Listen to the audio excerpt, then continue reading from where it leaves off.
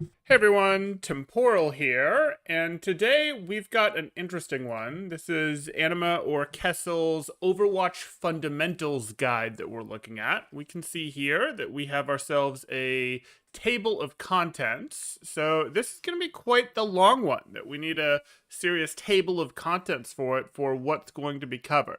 But it is Overwatch Fundamentals. I might argue that we're in Thesis territory. We've got 60 slides here, and these are not like actual slideshow slides. These are meaty, information-dense slides, at least word-dense slides. We'll see how solid they are, but this is going Fundamental Overwatch Philosophy by Anima Kessel. And we've seen some of his stuff before. So let's get into this and sort of take a look at the table of contents here to see what's been pulled out as important. So we've got Fundamental Overwatch. Main slideshow discusses core concepts for Overwatch and covers a variety of topics. It includes links to the other slideshows in the recommended order. I recommend starting with the first section of the slideshow before moving on to the others. Okay. So here we go. We've got learning mentality, how to get a reader mentality, how experts differ from novices. Interesting. I'll be curious what we have here. I have some ideas, but I'll be curious.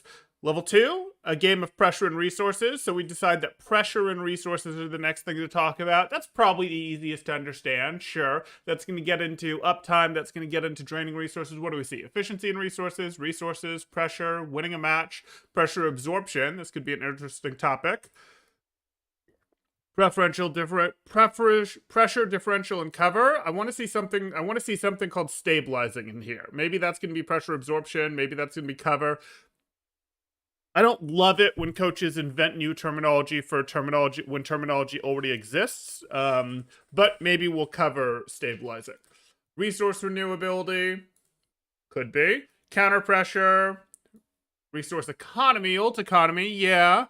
I like that this isn't like the first thing that we get into. We're covering the learning mentality. I think that's a good place to start. We've got angles. Ooh, that's pretty deep before we get to angles. Ugh. Cover limitations, multiple angles, some demos, then positioning and timing, which is like the central thesis of the game. This is how the game works, positioning and timing. So, okay, that's level 3, and that's after we've figured out how to learn, and after we sort of get this pressure thing. And that makes sense. Pressure's kind of basic, but there we go. Hero and compositional strategy. This comes afterwards. Your composition, how you plan to win at a macro level is important, but it does come after your positioning and timing. And then we have some in-depth application. And then how much will carry over to Overwatch 2. Okay, so let's take a look. That's our table of contents. Let's go ahead and jump into this first thing here and take a look. Introduction. I believe the current education level in Overwatch misses something vital. Understanding. Okay.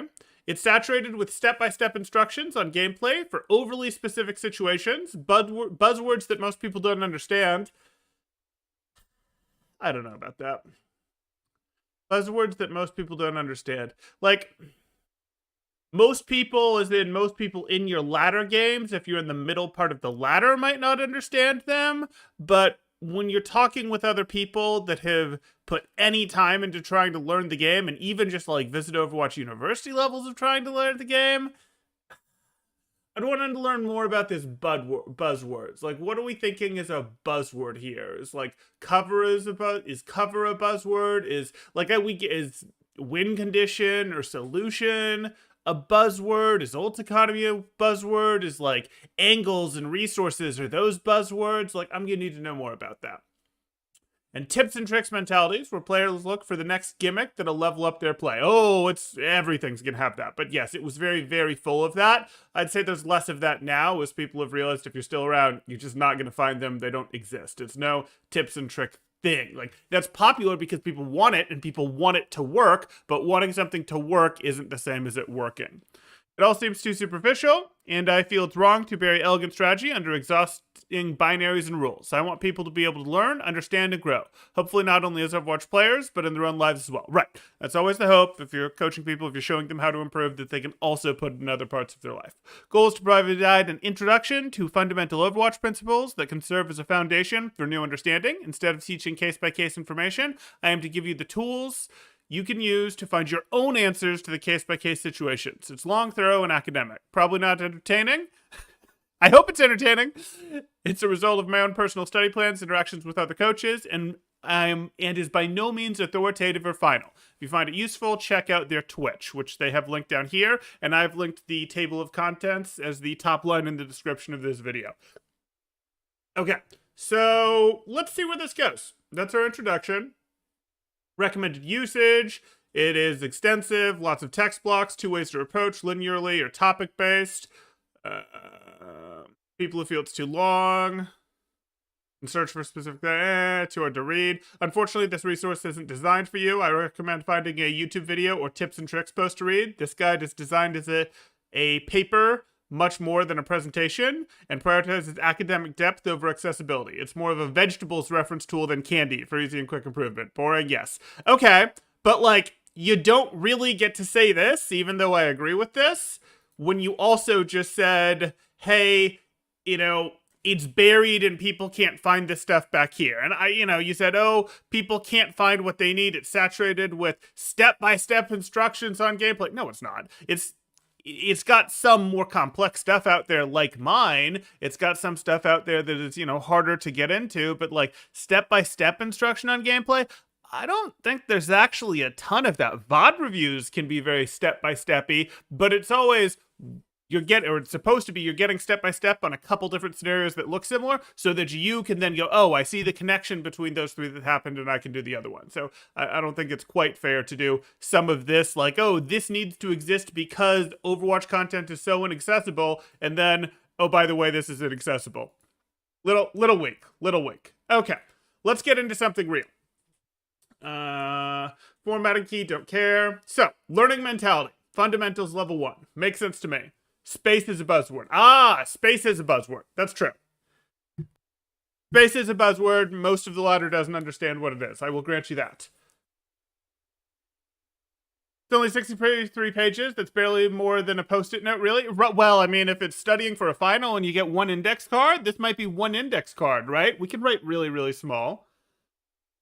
Okay, before we move into Overwatch concepts, I want to briefly talk about mentality for learning. We can't talk about analysis, improvement, and understanding without setting the stage for our minds, which are with us on the journey, whether we like it or not. No, I can lobotomize myself and leave my mind behind. I can do that. No, I can't. Firstly, it's okay to not be good at playing Overwatch, analyzing it, or both. Blasphemy. Have to be good at analyzing, or you don't. Okay. Everyone starts somewhere, and while this guide assumes you have some base familiarity with the game, hopefully I can build up your confidence with analysis. It's okay to not even want to be good at Overwatch and just have fun messing around. And lastly, if you are experienced, welcome, and hopefully I provide entertainment. You already said it's not entertaining. We'll see if you're right or wrong. You should approach learning with the mindset of improvement, even if you believe your art has been honed to perfection. No one who's even close to honing to perfection believes that they're perfect. Always keep your mind open for new experience, perspectives, and learning. I think the world would be a lot better place if we were less focused on being right and more focused on understanding the different perspectives. I think we do a better job of getting to right if we did a better job of trying to understand the arguments, understand the nuance, understand the different perspectives. I think we would do a better job of getting to right if it was more not just common courtesy, but simply how the world operated, that you steelmanned the other sides or other stances before proceeding with your own. But hey, that's not where we are. Okay, can we get something real? Okay, how experts differ from novices. So I was actually hoping that we'd get a little bit more in this. So this reader mentality is just saying, don't be mad at yourself, and it's okay to not be good. That's a lot of words for what we just said there. But okay, let's move on to how experts differ from novices.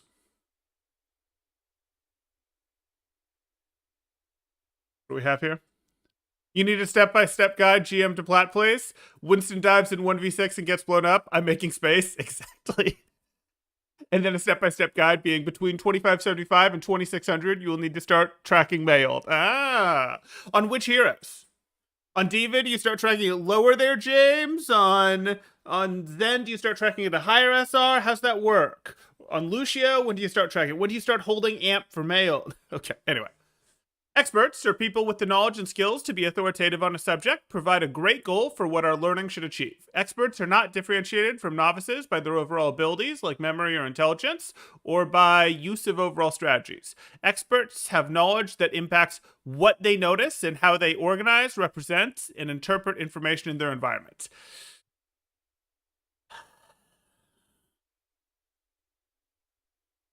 That's an overall ability. Sorry, guys, but I'm pretty expert at analyzing Overwatch, and I'm not going to pretend that everyone can do what I do. Even if everyone spent as much time studying Overwatch as I've spent studying Overwatch, I'm not going to pretend that everyone can do what I do. And it doesn't have to be me, it can be another example. Like, people do have some level of different overall abilities. And it might not specifically be memory or intelligence, though intelligence is a big category to define. With, intelligence, okay, are you very deep in this, but kind of shallow in this, whatever, but your ability to remember, reason, and solve problems, those are things that you can get better. Yeah, okay, whatever, fine. There are four traits of experts Bransford suggests that I believe we should especially strive for. Experts notice meaningful patterns and features of information that aren't noticed by novices. Sure. Experts have a vast content of knowledge organized according to core concepts. They use their deep understanding to solve problems based on fundamental principles rather than service features. Sure. Are you going to give us a better explanation of, like, or an example of that or something? Experts' knowledge is conditionalized rather than isolated information. They are good at retrieving applicable and useful information for the specific condition they encounter in problems. Right. It's great if your coach knows all the answers in the world, but if he can't actually recognize, wait, what's going wrong in the scrim and tell you how to fix it so that you don't get 6-0'd in the scrim, that's not so helpful. Experts are able to flexibly retrieve important aspects of their knowledge with little attentional effort. Okay. Little sort of repetitive, like it's easy to retrieve, but it's easy to retrieve. These are a little repetitive of each other, but this is him quoting someone else's work, so I'll deal with it. The traits improve the flexibility. Ooh, from 2000. Okay. Little dated at this point, but okay. These traits improve the flexibility of experts for solving novel problems, among other benefits. This guide has an underlying focus on educating in a way that hopefully leads to all four of these expertise traits. Notice meaningful patterns, have vast content and knowledge organized according to core concepts, sure. Knowledge is conditionalized rather than isolated. Retrieve the information with little additional effort. Like 2 through 4 are really close to each other. Like, they're not quite the same thing, but if the knowledge is well organized in your brain, it should be related to each other. And if it's related to each other, it should be pretty easy to retrieve in the appropriate situations. Yeah, not a fan, but that's okay. That's not Kessel's work. This is Bransford's work. And, he's referencing something to be a little more official here.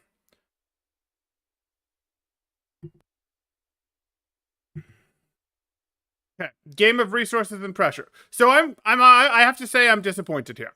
This is our first section, a learning mentality, and I was actually hoping we would get into what you have to do to, some of the stuff I talk about in terms of how do you get better at Overwatch. Well, you work on one thing at a time. You don't try to improve at multiple things at once. Multitasking is mostly a myth. You get into things like that where it's like, okay, how are you going to do this? I think we saw a section on autopilot later, so maybe we'll get into it there. But I was hoping that if we're talking about learning, because we're sort of building the game from almost zero, because we're about to talk about resources next, I was really hoping that this was more about learning and not just, hey, don't feel bad about yourself.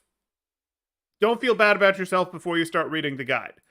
And then here's some definitions. 2 through 4 are basic. I mean, they're not quite the same thing, but they're so closely tied to each other. How are we going to apply it to what we have here?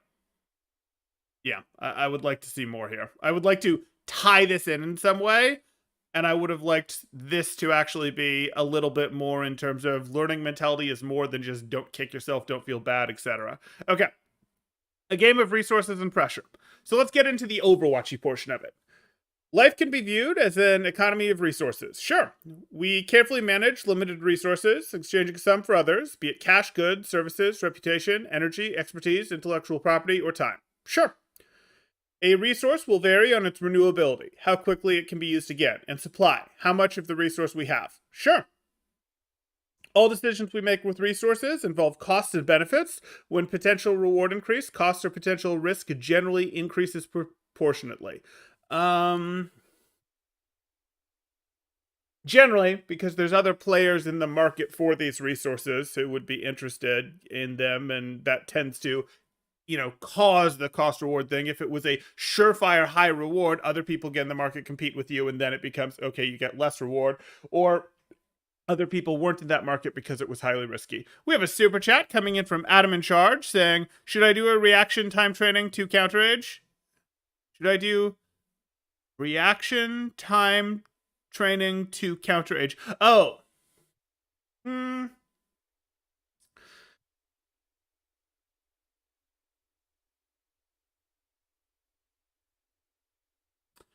Super chat from Adam in Charge for $2 saying, should I do reaction time training to counter rage? You can do it. I find a lot of that stuff as questionable returns. A lot of those things is sort of like keep your mental agility up, stuff like that has somewhat questionable returns. It makes you better at the thing that you're doing. It makes you better at solving those specific questions. It doesn't actually generally help you with that sort of thing. And I haven't seen really the data on, okay, well, reaction time training, does that actually help your reaction times? Or does that help you do the reaction time test better if you keep doing it? I haven't really seen much in terms of data on that. So I don't know, is my honest answer. I wouldn't be like, oh yes, this is definitely going to work, but you know what? If it's not taking you much time to do that, sure, go for it.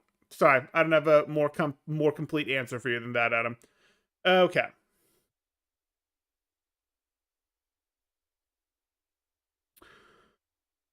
Okay, very important concept. Overwatch follows the same pattern. Each team has limited resources with their heroes, the map, time, and even their own minds. Each player has limited time each day and in their lifespan. And you can trade them around a little. Anyway, whether talking improvement or in-game strategy, it'll always be a question of maximizing resources available. This is the idea of efficiency and achieving our goals with the most affordable cost possible. Okay. A team wins by using their resources in a match overall more efficiently than their opponent.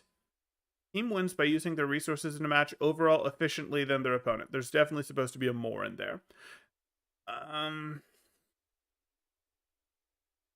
Sort of. A team wins by using their resources in a match overall more efficiently than the opponent. Like, that's sort of true. I suppose it depends what you want to decide fits into efficiency. Like, you've hit your shots. Is that using your resources more efficiently? I suppose it's more efficient because you hit your shot. You hit a headshot when they had a body shot. Sure. Okay. This means they gain better benefits relative to the cost through carefully choosing which resources are used and when. As long as it doesn't cost them time to do so, because that's a resource that you're trading to do that. Since players are imperfect, the competition comes from always having theoretical potential to be more efficient than opponents. To win, you don't need to play perfectly, you just need to be more efficient than your opponents, whose performance will vary based on their skill level. In low ranks, it may only take slight efficiency to get better value than the opponents. Understanding how to use your chosen heroes will more effectively than the opponent within the context of the game environment lead to victory. Yeah, Spylo's pretty big on that viewpoint, or maybe I've heard it from Spylo because I've seen Spylo talking to Kessel about it. But what we're looking at here is the idea that, hey, you can play a perfect game, and if you play a perfect game, in theory, you would always win, or if your whole team played a perfect game, you would always win. But you can go, hey, I have to play a perfect game to win a match at 5,000 SR. Fortunately, no one's at 5,000 SR, and you don't actually have to do it even at 5,000 SR. And to win at 2,700 SR, we'll just make up a number here. You only have to be moderately efficient. You can do a fair number of things wrong. You could use your nades wrong as Anna. You could not most efficiently use your sleep in terms of getting good shutdowns with it, etc., and still win if you've got good nano usage, if you take good duels with flankers, if you put good damage pressure out there, and if you get good heals, get significant healing when it needs to happen, you hit those clutch moments, etc. So like, yeah, that's fine. I don't have a huge issue with this framing. What are we gonna do with this framing?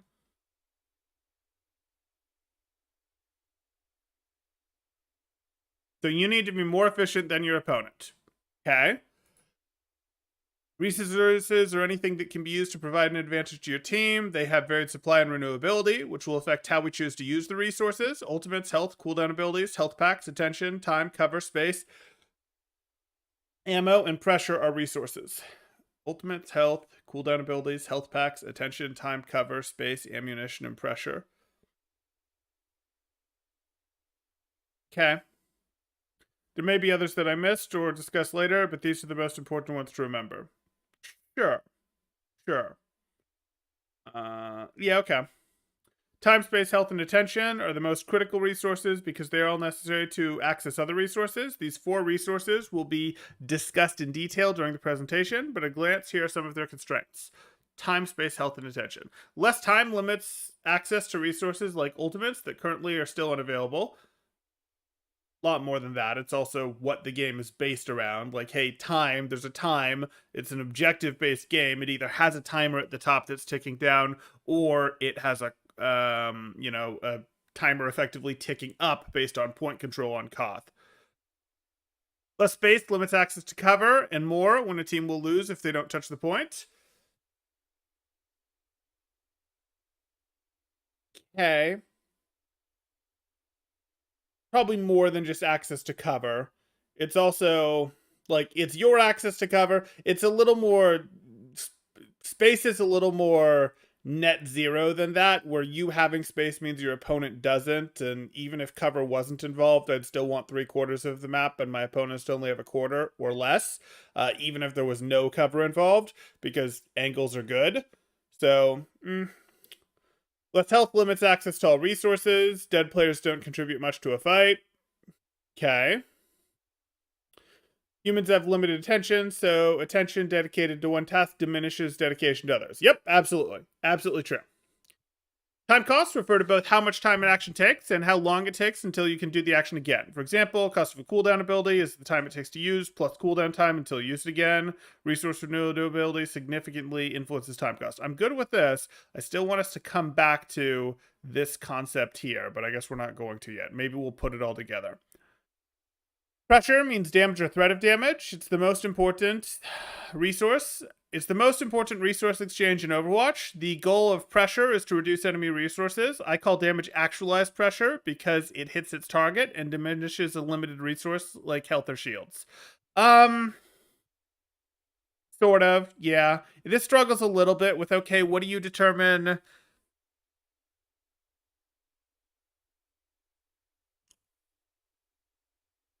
How do I want to put this?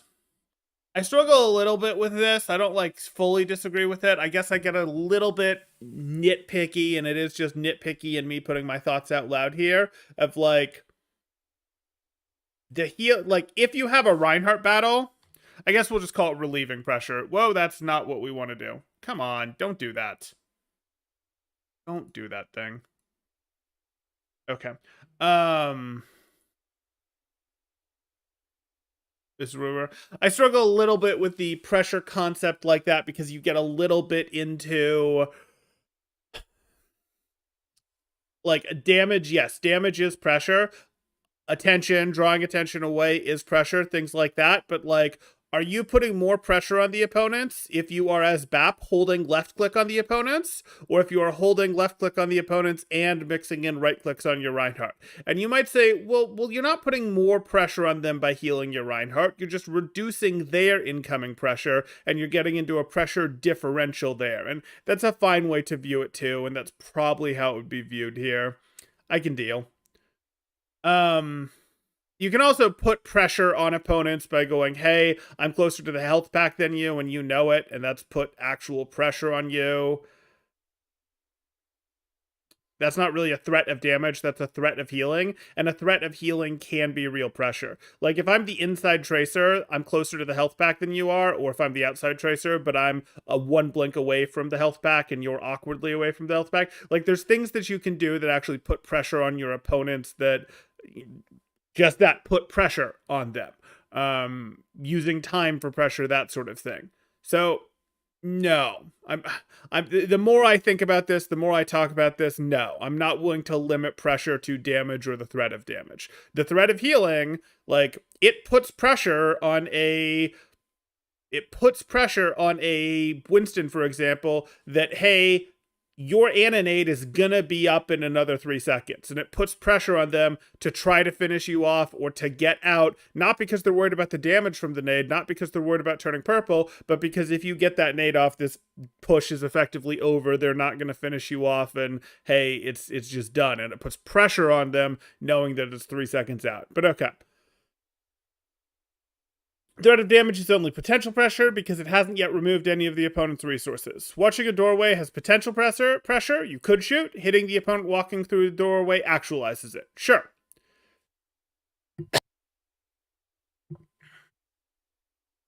First section felt like fluff to you, kind of sped through it. Yeah, it felt a little fluffy to me too.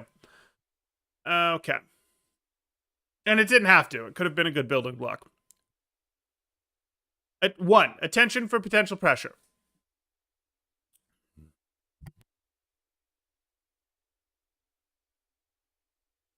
Humans have brains with limited capacity and eyes with limited field of vision, making attention a limited resource.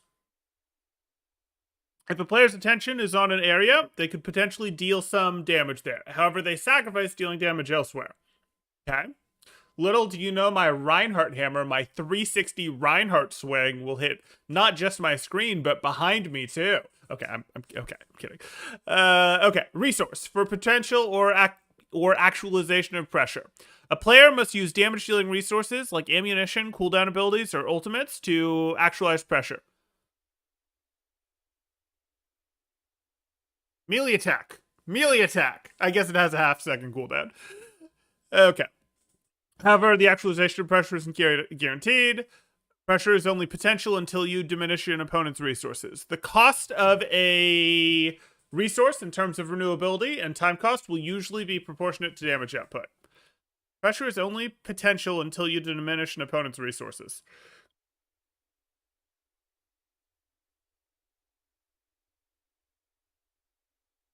I don't know. I think the threat of getting healing is still something that I want to call pressure. I think the threat that the timer puts on you is still pressure. Like, hey, this game is going to end if you don't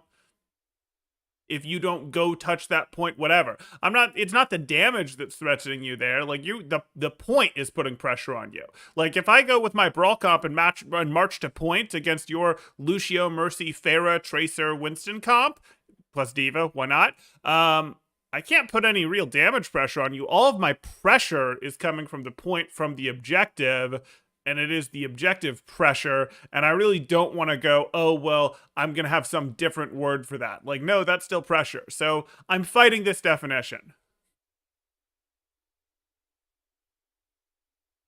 No, healing is pressure because they need to expend more resources to eliminate your tank. It's not relieving pressure, it's throwing pressure back.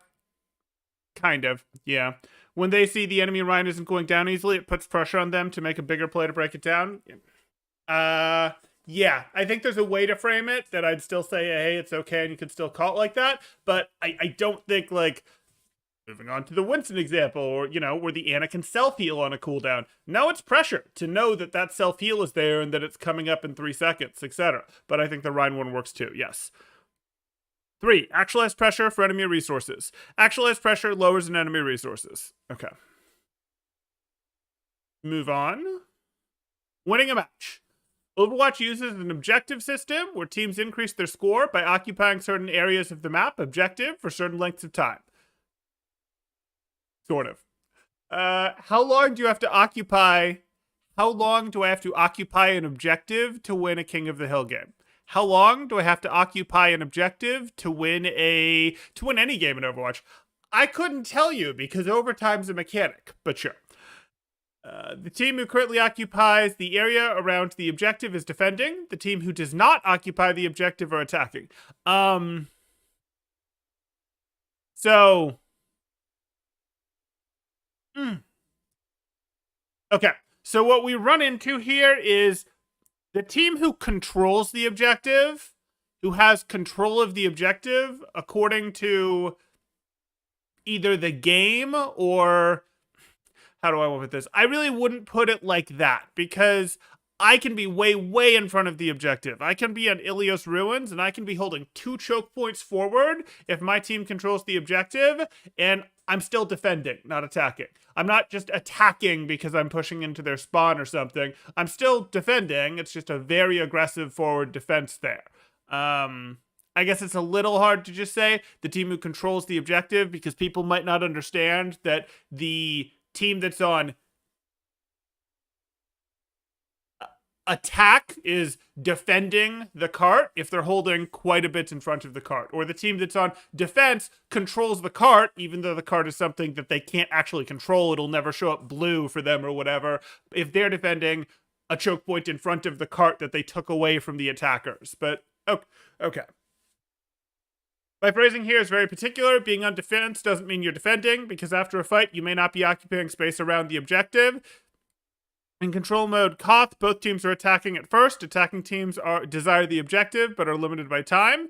If a team fails to occupy objective enough within time limit, they lose. The defending team desires time, but is limited by the objective. If they occupy the objective for long enough, they win, but if they give up the objective too much, they end up as attackers. Teams move between these during rounds and are forcibly swapped at end of round.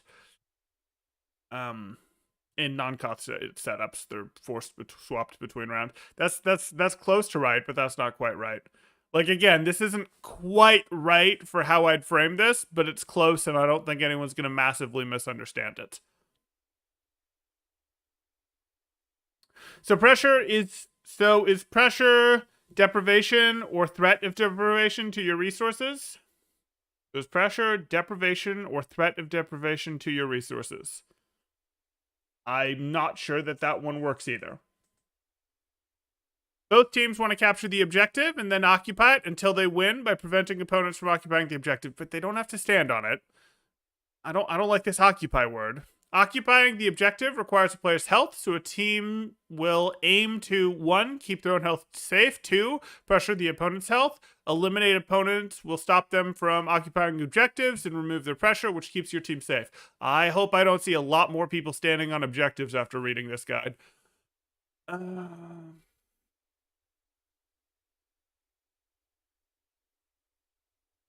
Yeah, we're talking a lot about occupying objectives. Occupying certain areas of the map, certain length of time, occupies the area around the objective. That's a little bit better that you're emphasizing around, but again, you can be pretty darn far away from an objective and still control it, as long as the opponents aren't able to get inside of you to control it, get past you, whatever.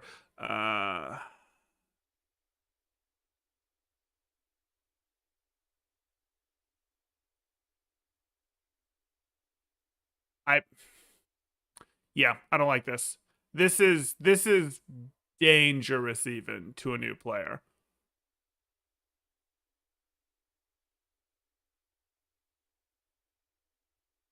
I think it's both, but the threat is less effective. Sure. Predator appears out of a hallway, then disappears for a few seconds. Susanna, I'm still pressured just by the threat of her pushing you. Yeah, right. I mean, that's as Kessel is putting out here, or Anima is pointing out here, that is the concept of actualized versus potential pressure. There's the threat of that tracer because you knew that tracer was there. They could be looking there. You think some of their attention is there, etc. Okay. Resources are used to help increase pressure on opponents, decrease pressure on your team, or both. Fine. Pressure absorption. Just as some resources can exert pressure, some resources can absorb pressure. They keep you alive. These are cover, health, cooldown abilities, and ultimates.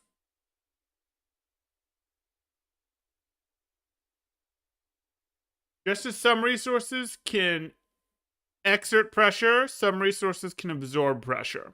They keep you alive. Cover, health, cooldowns, abilities, and ultimates, and attention. If I have attention available for it, most players don't. I'm going to be honest, most players aren't doing this. But attention is a resource that top players can use because you can go, I can literally see where you're aiming your crosshair, and I can counter adjust my movement to your aim to make aiming harder.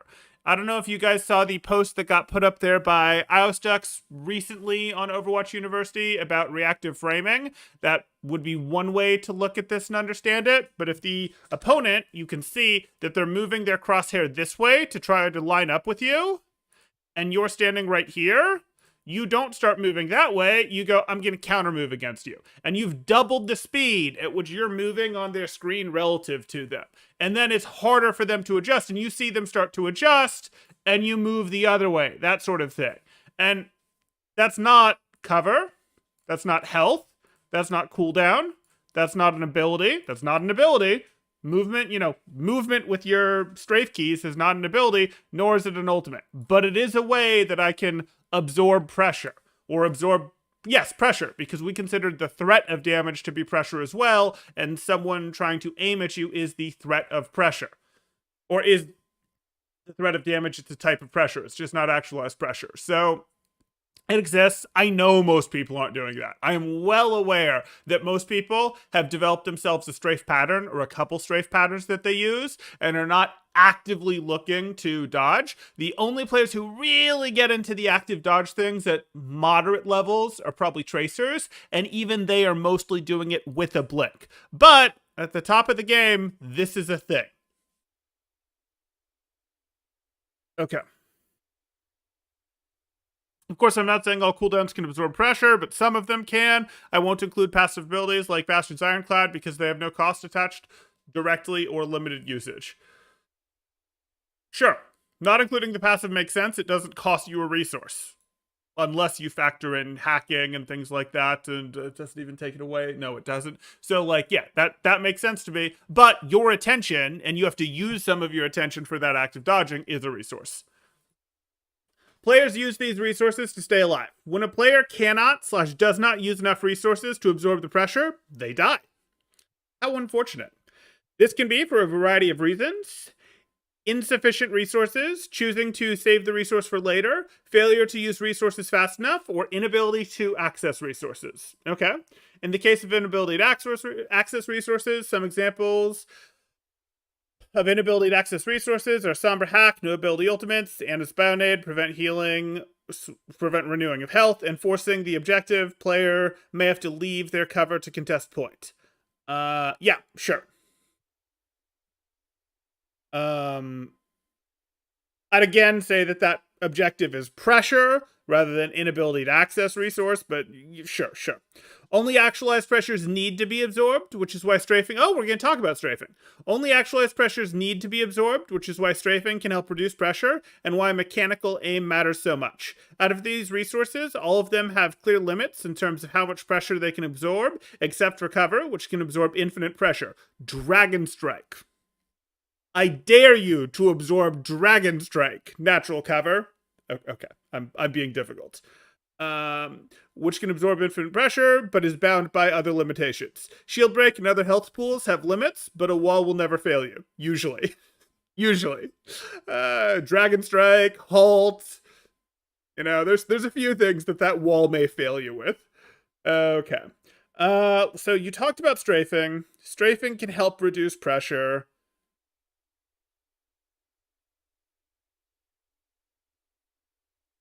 Why are you not talking about that as pressure absorption? I don't understand. So here you're talking about strafing can help reduce pressure. So you do agree that strafing is pressure absorption. But why are you not tying it to the resource that it is tied to? Even if you're autopilot strafing and you just have a somewhat set pace at which you AD strafe, that's taking some of your brain power. That's making your aim worse. That's doing some things. And if you're actively dodging people, like you're actively adapting to how they're aiming, that's taking even more of your resource. And I'm not clear on why we're not talking about using strafing as a resource to absorb pressure. But at least we covered it, so we get props for that. Okay.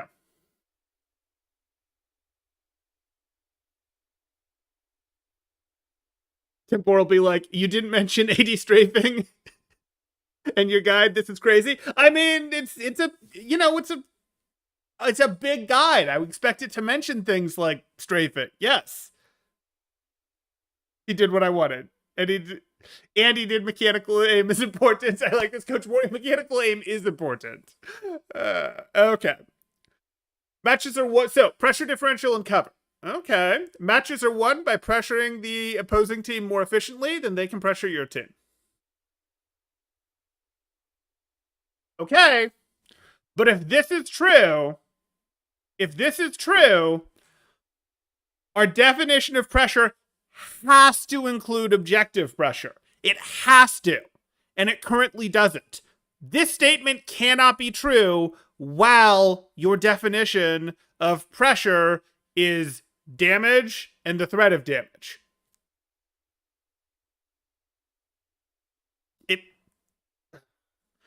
Since it ensures safety for your own objective, capture, and occupation. I call this pressure differential. If you have a high enough pressure advantage for a long enough time, you eliminate opponents. Okay. How high or how long will depend on both teams' efficiency with their resources and pressure. Cover contributes significantly to pressure differential because it can absorb infinite pressure despite its other limitations. Sure.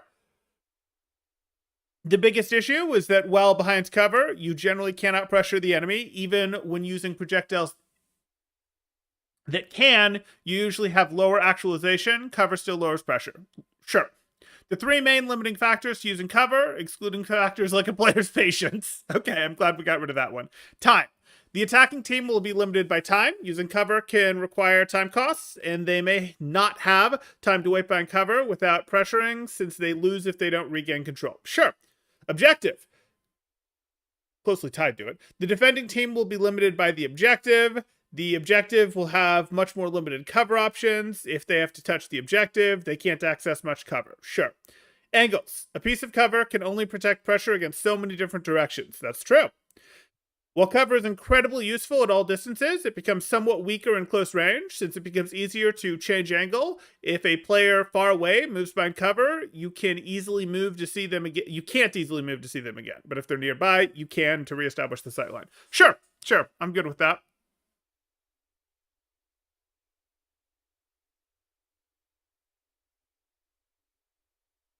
That's true, Adam. If you could just never miss a shot, it would be great for you. It's true. Okay, resources and renewability. Cover influences the game so heavily because it's a fully renewable resource. I don't know that I consider it a renewable resource. Like, it's just infinite. It's just infinite. Renewable would suggest that, like, hey, it comes back, but cover doesn't. The railings don't regenerate. Cover just doesn't die in the first place. No maximum limits. To be efficient and create pressure differential, teams often prioritize using the most renewable resources possible that can absorb the enemy's pressure. Okay. These are usually in order of cover, health, cooldown, abilities, and ultimates. Beyond cover, health, and indirectly healing are especially noteworthy.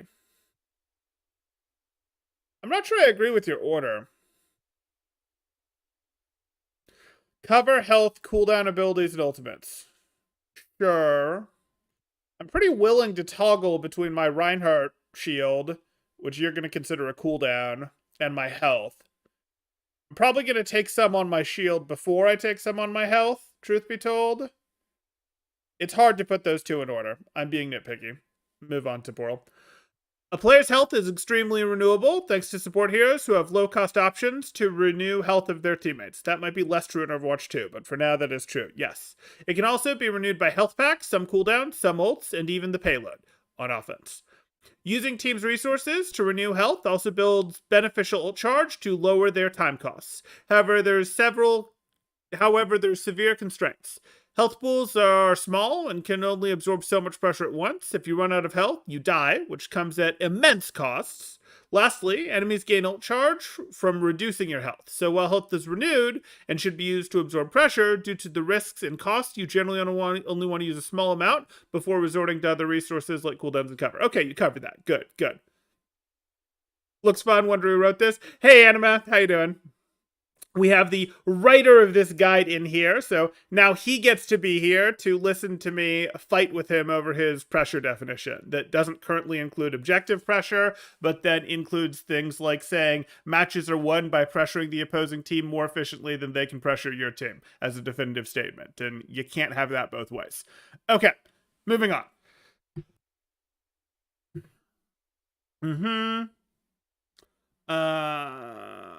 Okay, cooldowns and ults are less renewable, but can more safely absorb pressure. Cooldowns are tied generally to strict time costs, while ultimates have time costs that depend on their base costs and on a player's damage or healing output, mostly. The time costs of ults will usually be higher, but come with better absorption or bonus pressure. Several ultimates will indirectly absorb pressure by providing healing, such as Valkyrie and Snare Attendants, and are still limited by max health. Okay. Sure. I mean, there's nothing wrong with that.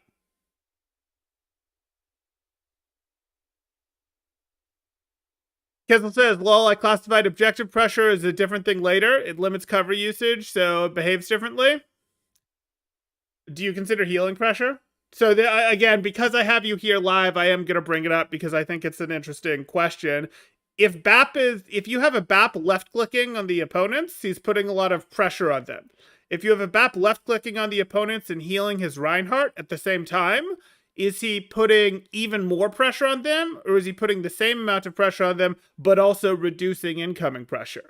And if you say he's reducing incoming pressure, not putting more pressure on them, well, what about when, like, a Winston is attacking an Ana and the Winston knows that the Ana's nade cooldown is 3-4 seconds away? That puts pressure on the Winston to maybe take some risks, maybe go in a little bit harder to try to do something. And it's not because the Winston is worried about taking damage from that nade. It's not because of actualized pressure, as you put it here. It's because, hey, this thing is just going to become unobtainable to us, and that is pressure on the Winston to perhaps do something stupid for, in those next 3 seconds. You consider healing to be pressure absorption, which contributes to pressure differential. Don't know if you got that part I talked about, but reducing incoming pressure, you increase differential. Yeah, I thought that would be how you classify it. I still don't really think it works with the, hey, I'm worried about the target getting healing. If I don't deal with it fast enough, its cooldown coming back, that sort of thing. And you would say, oh, but that's pressure, reduction, that sort of thing, or that's resource renewability, but like that's pressure in how it's used, and like it's going to invite the Winston to do something stupid, walk out of the bubble, get slept, whatever the case may be there. Yes, Anima wrote this. That's why I'm repeating myself, because Anima showed up. Okay, let's continue here.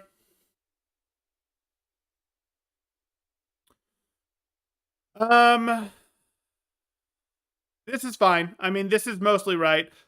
We talked about this order here. There's some go-between between health and cooldown, but that's effectively explored here. I'm good with it. Counter pressure. Anima says, yeah, I can agree there. May have to tweak around that or see it. Basically, the concern is you're worried about higher pressure in near future or less access to your own resource, but may need tweaks. Yeah, you can think about it. I mean, you don't have to make adjustments just because I disagree with you. I disagree with people sometimes. Counter pressure. As mentioned on slide 11, threatening the opponent actually reduces pressure on yourself, either by eliminating the opponent or forcing them to retreat to cover where they can't pressure. Sure, if you shoot them, they can't shoot you for as long. If you kill them faster, they can't kill you. Yeah, if someone tries to kill you, you try to kill them right back. Okay, this is counter pressure. Counterpressure is efficient because exerting pressure often uses more renewable resources, such as ammunition and attention and ammunition, excuse me. If there's nothing stopping an opponent from shooting, they don't have much reason to ever stop. Counterpressure sets hard limits on the duration of their pressure. Sure. Factors like a player's mechanical aim and strafing will benefit counterpressure because if you hit more headshots than the opponent, you'll be pressuring more efficiently and reducing their resources faster. Yep. If you cancel animations, you diminish time costs, increasing pressure efficiency. Crowd control acts as an important form of counterpressure that briefly interrupts enemy pressure. Usually does more than that, sure. Reduces the ability for enemies to avoid pressure and or displaces them, right. To deny its access to the resources. Yeah, it does a lot of things. All these counterpressure, for sure. Functionally, counterpressure equals pressure. It's just player team pressure each other simultaneously. And yeah, that's fair. We can go, hey, pressure, counterpressure. We can do pressure differentials. We can really look at it however we want, but looking at it through this counterpressure viewpoint here, perfectly reasonable way, nothing too wild here. Resource economy, ult economy. I mean, those are two different things, but okay. Efficient resource use comes from achieving our goals. Our goal, pressure differential, for the lowest cost possible. You aim for having the lowest cost because then you have spare resources. Unused resources can be used for future fights and protect teams against miscalculations or unexpected situations. You achieve low cost by heavily relying on renewable resources like cover, low time cost cooldown abilities, and ammunition. This is resource economy and by extension ultimate economy. Okay. You spend carefully to maximize total resources value over time. Consider future costs, risks, benefits, rewards, because these costs and benefits change our priorities for using resources. Here's an example of a team with Ana, Zarya, and Genji.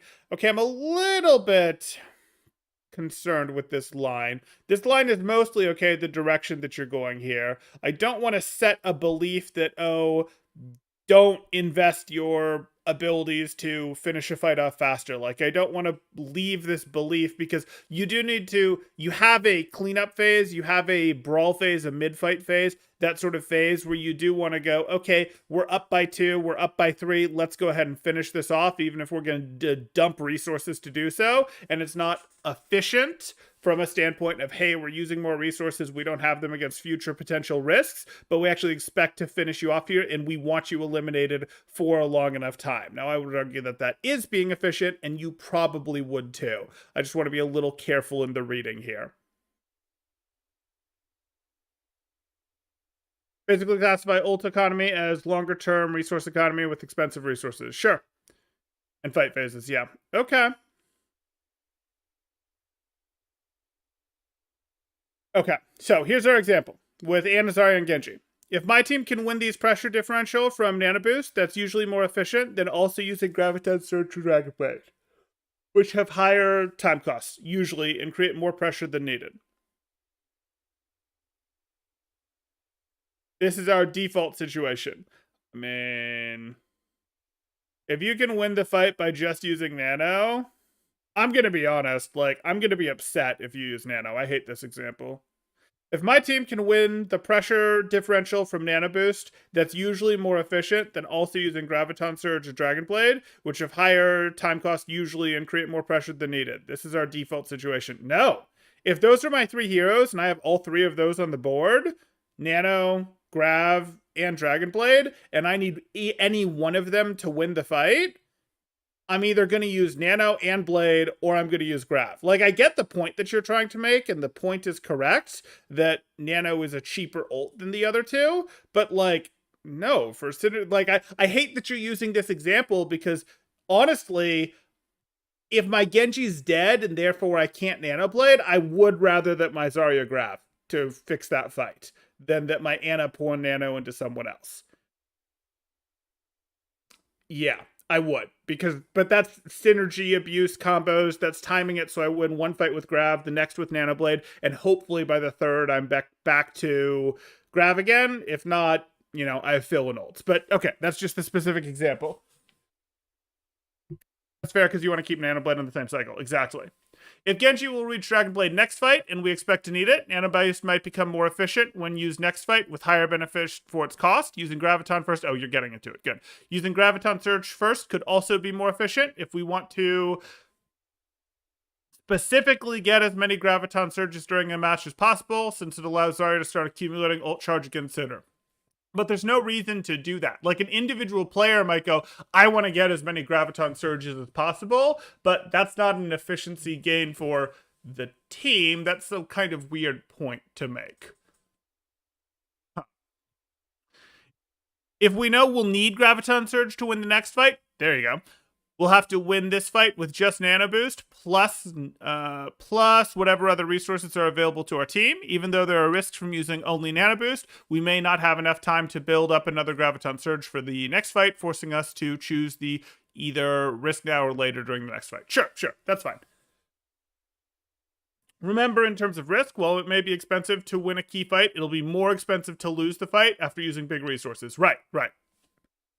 If you use Nanoblade and the opponents use Rally and Minefield, don't be afraid to put Grav into the fight. You got it.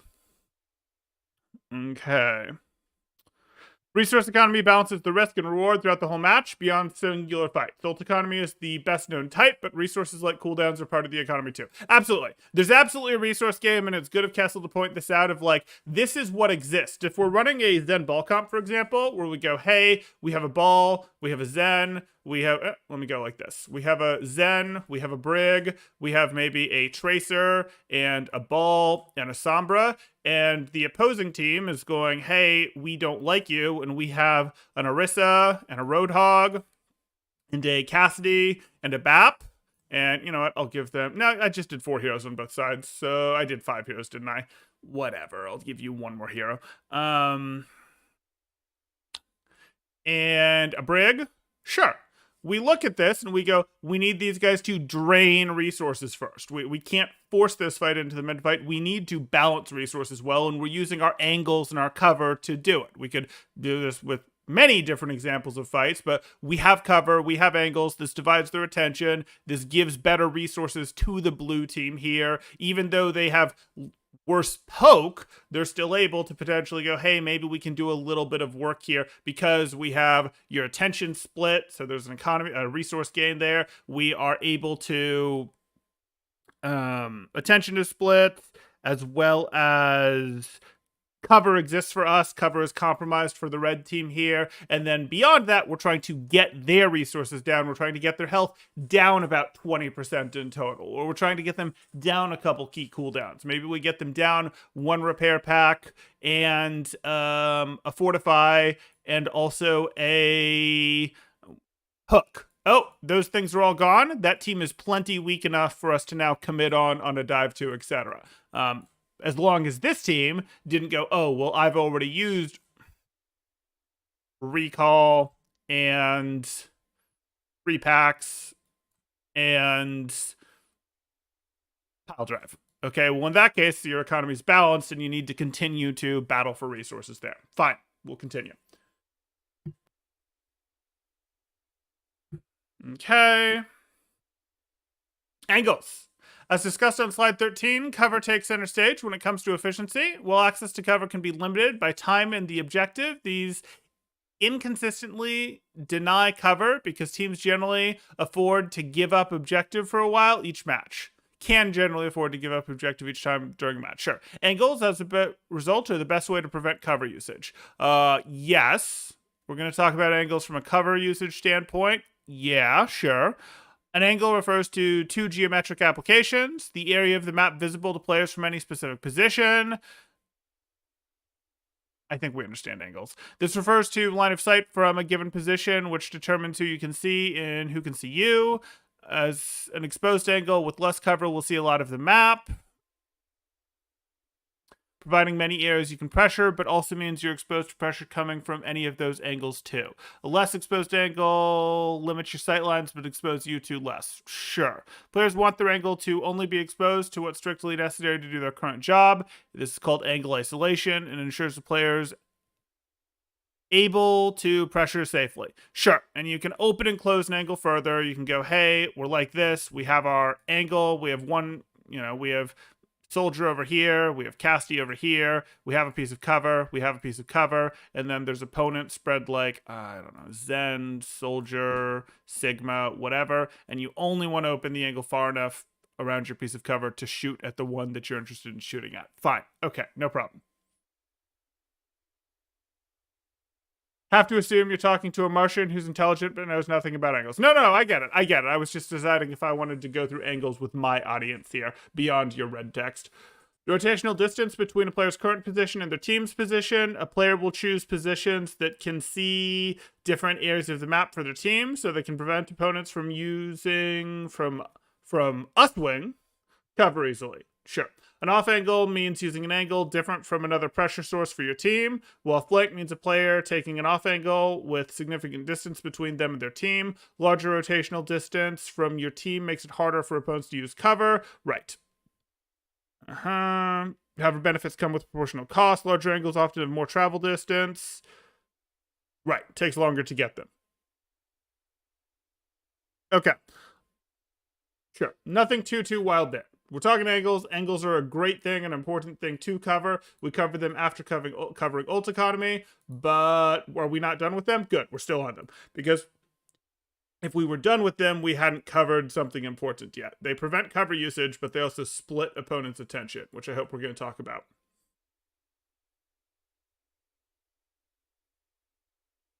Okay.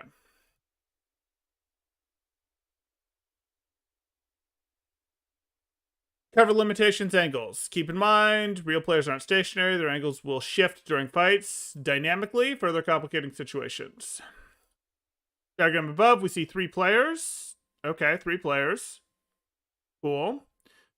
Their sight lines, what they can see are in their relative colors. Makes sense to me. Cover, yeah, so we can see blue can sort of see this blue area, green can see the green area, red can see the red area. Yep, helping people understand cover. Makes sense to me. Multiple angles and fishbowls. There we go. So here it is. Setting up multiple angles against opponents will prevent them from using cover effectively, while your team can still use cover by using angle isolation. Thanks to having infinite cover resource when they don't, the team with better angles on their opponent will usually have pressure differential and win. Right, the team with more angles usually wins. There's a bit of an upward limit to it, but more angles usually wins, as long as the timing doesn't suck. A player can also only view so many angles at once thanks to limited field of view and dedicate attention to so many angles. A player is exposed to multiple angles, can't effectively counter pressure, absorb the enemy pressure, or use cover. Sure. Against all of the angles. I mean, they can generally use cover against some of them, but yeah. Oh, you're saying this about all of the angles, so that's fine. If you're the player in the team surrounding the opponent, you will only be shot from a single direction, angle isolation, and can easily handle the situation. Sure. Means you can do a little bit more of ping-ponging their attention if they choose to pay attention to you. You've got player here versus player here, here, and here. This player pays attention to this person. This person goes behind their cover till this person turns and pays attention to this person. Then this person comes out of their cover. This person goes behind their cover. Anyway, doesn't matter. Third way to illustrate angle controls with a fishbowl. Fish inside are surrounded on all sides, while the people outside can look in at the trapped fish. You want to be the people outside rather than in the bowl. Okay. You put the enemy team in the fishbowl if you occupy multiple angles against them. The effective use of angles defines Overwatch strategy, especially the concept map control. Sure. Why not? We can call it fishbowl. Why not? Ooh, we're gonna get to some Stat Banana here. I see what's coming. You talk about attention much later since it's more abstract. Sure. So far, we've covered efficiency, resources, pressure differential, cover, resource economy, angles, crossfire, fishbowl. I'm not sure fishbowl deserved its own bullet point there, but that's okay. Efficiency, resources, pressure. I'm still fighting you over pressure because I think objective pressure belongs in there. Pressure differential, sure. Resource economy. Okay, angles and crossfires. Angles are crossfires. Yeah, but they've been different slides. I get it. Okay, now let's go over a couple illustrations of the concepts. The next two slides will have examples illustrating, one, how a team can use the resource advantage of their full team to drive out enemy angles, gaining advantage over their opponents. What? Oh boy. Oh boy. Screenshot of a stream that wasn't super high quality, uploaded into a Word document. Oh boy. My eyes can't take it. I don't know who these okay. Demo 1. Shock uses angles to win a fight in 2020 Grand Final Series semifinals. First they, and this would have been Twitch, that's part of why it's like this. Okay. First they pull resources to pressure out the angle with Void and Izuyaki. No, I'm sorry. Like, I get it. You're trying. Void and Izuyaki. I know what positions these people play. And I know that you're like, okay, Shock use angles to win. First, they pull resources to pressure out. So if we're looking at this, Void and Izuyaki, we're able to go, okay, let me go find the people, the heroes that represent these positions. There's no way. There's no way if I don't already know. Oh, it's a video upload? This is the video upload? Oh, No, it's not.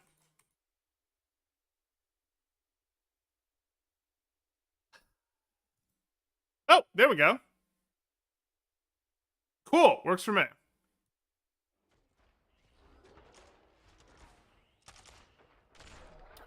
Okay, so first they pull resources to pressure at the angles with Void and Izuyaki, and exerts lethal pressure from an off angle, reducing the ability of the dragons to use cover. A flank by stand 1 almost counteracts the shock, but Ans and Choi maintain enough resources and pressure to last until the team returns to the win by addressing the enemy angle and using their own shock wins. Okay, let's take a look. Now it's working. I'll take it. I am going to jump back to the beginning here. So here we are. Shock are pushing in. They're pushing in left side. They pull a little bit of a lead, get their hook. They're okay, able to make that happen. We're seeing Dragon split for their own concave here. Ultimately, they go up. Shock goes up 2. We have a reasonable split. Okay.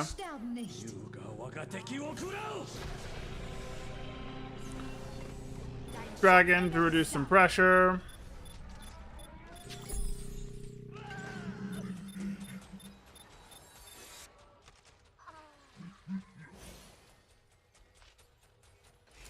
And we're gonna see the turn. Okay.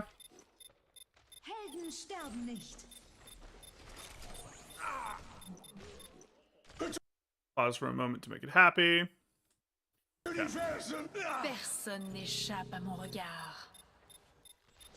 Sure.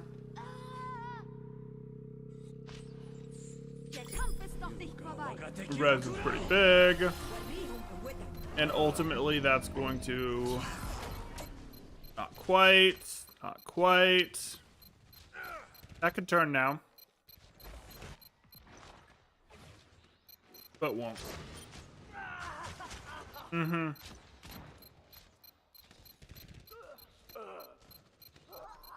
Yeah. And we can talk through a little more live tied to what's going on here, but I think most of you can see it. We're fine. We get it. Nothing too wild. Fine. That makes sense. That gets done. We look at example 2, how unaddressed angles prevent the enemy team from avoiding pressure. How unaddressed angles prevent the enemy team from avoiding pressure. Cool. And we're going to see... Oh, here's our fishbowl. And there's no video on this one. Fine. San Francisco shop, except for Ann's, they're all in the fishbowl. The Shanghai Dragons each are only exposed to one angle of pressure from the shock fans, while the shock players are exposed to multiple angles from the Shanghai Dragons. This creates pressure differential in favor of the Dragons, who rely on natural cover, while shock cannot. Right, natural cover won't protect them from every direction, and we are quickly in a situation where you get threatened from here, Sigma will rotate forward and you'll get threatened from here, Hanzo will threaten you from here, and it's just not a fun place to be in. Other than the Widow, who is, you know, at a much shallower angle danger against these guys. Okay. Sure. Illustration of concept, good to have. Game of positioning and timing. Space, the player. No, space, the concept. So, here's our buzzword. Space means the objective and key area of the map that leads to controlling the objective. Key areas of the map that lead to controlling the objective. So, like, the entire map? Key areas of the map that lead to controlling the objective. So, like, almost the entire map is what we mean by key areas. I'm trying to think. Like, there's portions that aren't that important, but most of an entire portion of a map is relevant for controlling most of the points in this game. We'll see. Okay. You may be familiar with the term since it's regularly used in Overwatch community without much definition. Sure. Let's get a good... good. We're getting it. These key areas are good for pressuring enemies or staying safe from enemy pressure, both of which are necessary for capturing and occupying, controlling the objective.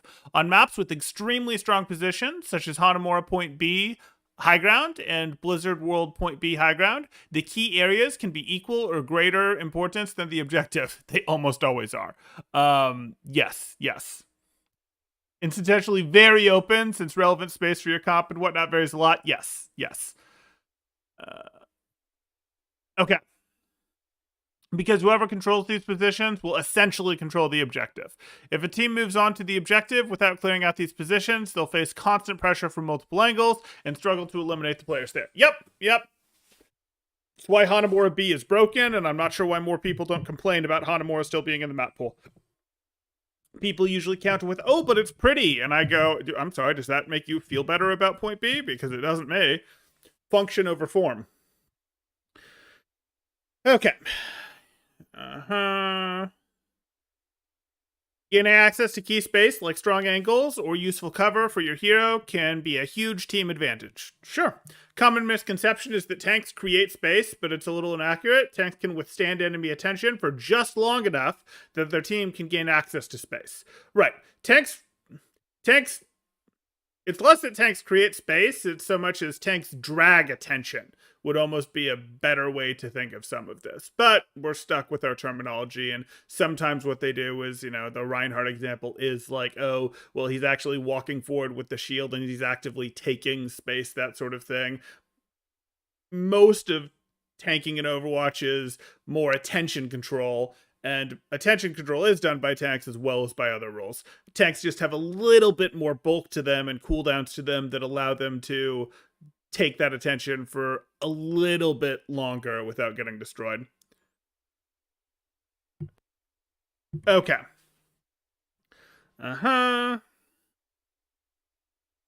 Okay.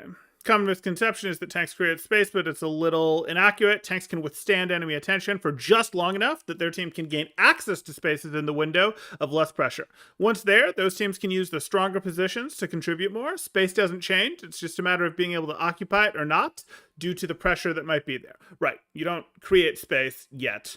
We're actually going to have the new hero is going to create a pocket dimension, which really is literally adding more space to the map. Pocket dimension, new tank, it's going to create space. Okay, I'm kidding.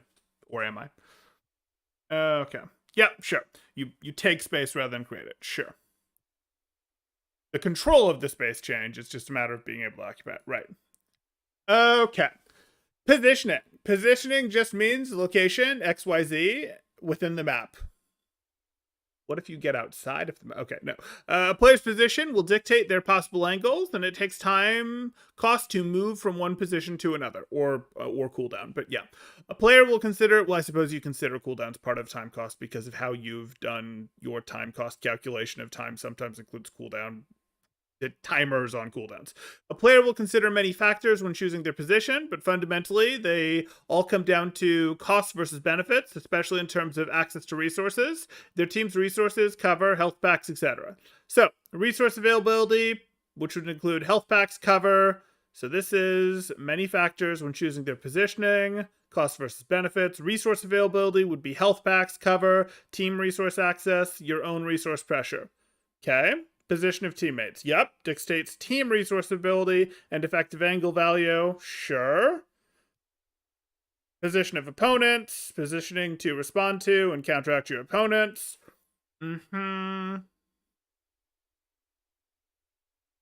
Angle, sight lines, risk versus reward, pressure exertion at that position. Is that really different than...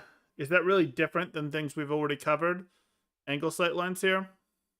Risk versus reward of pressure exertion at that position for angle sight lines versus resource availability, positions of teammates, positions of opponents. Not really. Range. Players want positions fighting with the range they like to pressure from. Yep, absolutely. Time cost. There's a time cost associated with traveling to positions, right? Availability, if position is under pressure, occupied too far, etc. Objective, where objective is located in proportion to the position. Yeah,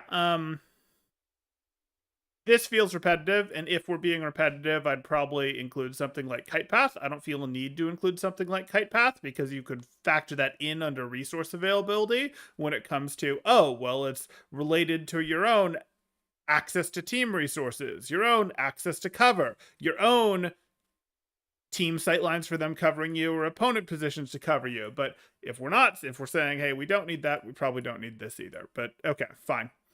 Players will constantly shift their position and update them according to changes on the battlefield. When opponents move, resources get used. More players will respond by tactically repositioning. Right. Your ability to transition from one angle to another. Your ability to go, this is a great angle, but I have no way out. Or this is a great angle, but if the opponents rotate somewhere else, I have no influence in how am I going to get to somewhere else useful. Sure. Okay.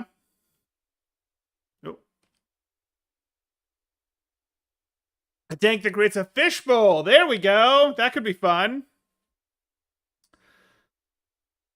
We experience the world in 3+1 dimensions, namely the standard XYZ coordinates to indicate position, like we discussed to the last side, and the slide in the T coordinate, which designates the time an event occurs. We only can experience time in a linear fashion. Objects only exist at a single point in time. If we bake a batch of cookies, eat all those cookies, bake a new batch, we'll only have ever had one batch at once. We made 2 batches, sure, but we only ever net had 1 batch over time. Okay. Fish bowls, baking cookies.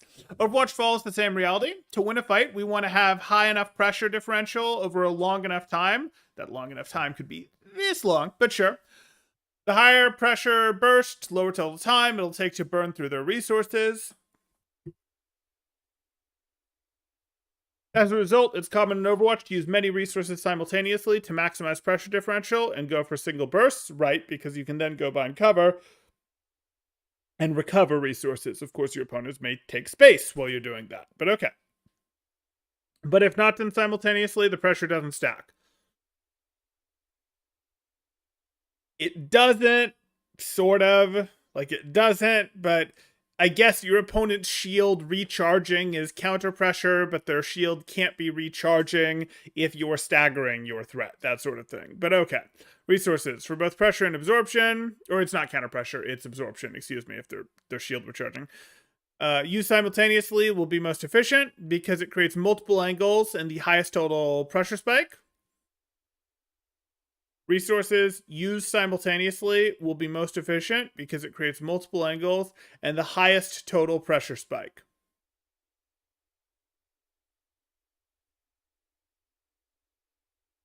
No. I get where you're coming from. It's close to right. Not quite right. Dive? Absolutely. If you're talking about dive, we would love to hit you. Yes, we'd love to hit from multiple directions. We'd love to go in. Dive heroes are very cooldown based. They very much need their power to happen in this way, in this specific thing, whatever. I'm not convinced that everything at once is the best way for something else to necessarily play, though. Like, again, we get the benefit in a brawl composition that, hey, our Reinhardt comes out over here, and maybe our Reinhardt has a bat behind them, whatever. Maybe we even have 5 people here. So Reinhardt, Mei, Diva, Bap, and Lucio. And they're all shooting in this direction, and the opponent's comp is over here, and I'm just going to put C for comp.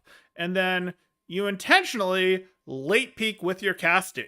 And, like, I'm sorry, McCree, Casti. You late peek with your Casti who had cover on them that they didn't know was there. And it's like, that's more pressure.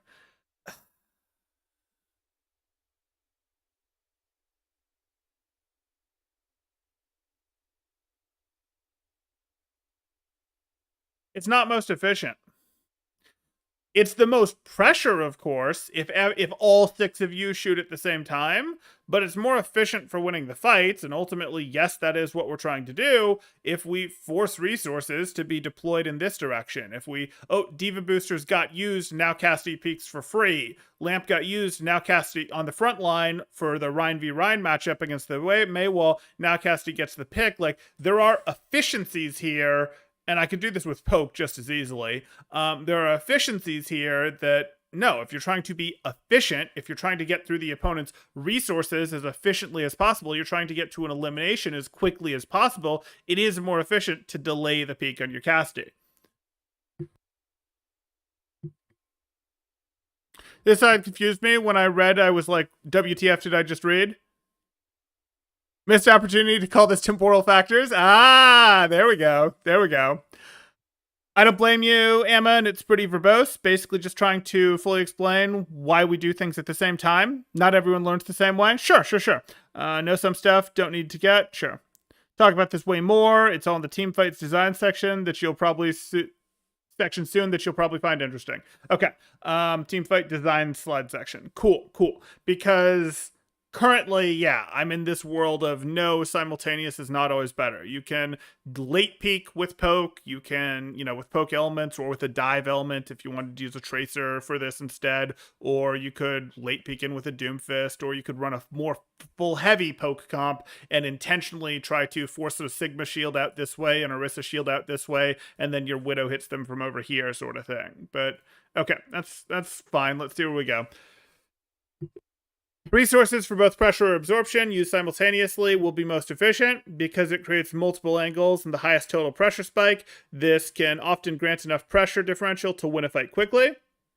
You want to time resource usage so that it enables and compounds the value of your other team's resources so that you maximize the resource benefit relative to the cost. Failing to time resource investments together with your teammates will dramatically Failing to time resource investment together with your teammates will dramatically your team's efficiency. Will dramatically decrease, I'm sure is supposed to be there. Your team's efficiency. Okay. So again, it's fine that there's a section on it later, but you've put this in red here. You've put will be most efficient, not will usually be most efficient, will generally be most efficient, will be most efficient on ladder. You've put will be most efficient. You've put it in red. This, again, looks like a definitive statement, and it's not. Like, it might be good 60% of the time, maybe 70% of the time, but it's not, and that's why I object. And you're going to explain that later, and I like that, but again, I'm critiquing, and this looks to me like a definitive statement that I instantly pulled a counterexample for. Reduce. Got it. Okay. In general, timing isn't too hard. Use your resources when your teammates can also use theirs. Generally good advice. And this, this includes in general, so we're on the same page and I'm happy. While time cost may affect the exact moment this alignment occurs, the principle of aligning timing remains. Yep. Positioning and timing together. Cool. So angles plus timing equals win for like 90% of Overwatch. Overwatch, a system of resources and pressure, maybe like 85% of Overwatch. Maybe like 70%. Overwatch, a system of resources and pressure, becomes a game of positioning and timing as we choose how to efficiently allocate these resources against opponents. Sure. Our timing should always complement our team to maximize the value from the resources used. Absolutely. Our positioning varies on a variety of factors, but most of all is determined by access to resources, cover, the team, health packs, etc., and the risk rewards of angles provided by the position. Okay. Timing should take priority over positioning, but also generally will be more intuitive to a player since it's not dependent on as many factors. It's better to pool resources timed together from poor positions. It's better to pool resources timed together from poor positions than to use resources misaligned timings from strong positions. In the first situation, you will at least still have high total resource at the moments in time. Ooh, well, that is a question. Editing right before my eyes. Okay. Timing should take priority over positioning. But also generally will be more intuitive to players since it's not dependent on as many factors. Sort of. When we're training players, generally what happens is they start with this, they sort of first step is like, yes, we should all fight together. We should group up, that sort of thing. And that's about as far as they get on ladder. No, at higher ranks they get further.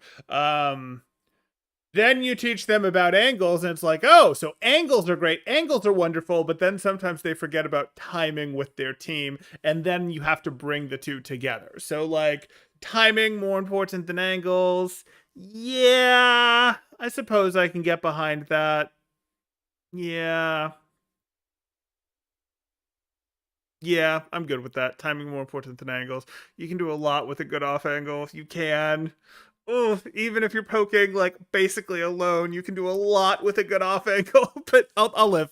Timing more important than angles for the average character. If you're smurfing a little, maybe angle more important. But that's okay. And obviously you need an angle off something, so there still has to be something, an objective, or one or two players on the other team that you can off angle off of. But hey. Remember, timing together with teammates doesn't require positioning your teammates. Thank you. I'm happy to see that. You can be in position far from your teammates, and obviously Anima knows that. I'm not surprised to see that, but yes. You can be, I just, would like everyone to understand that. You can be in position far from your teammates, but still contributing resources and pressure aligned with your team's timing. For example, engaging from a flank as your team moves in aggressively from another angle. The point of grouping up is to wait so that you can time the engagement together, not to physically group at one location. Yes. 100,000, 10,000, 100,000, 100,000%. Okay, cool. Okay, a team gathered at one location would be stacking, which has more niche value. Yep.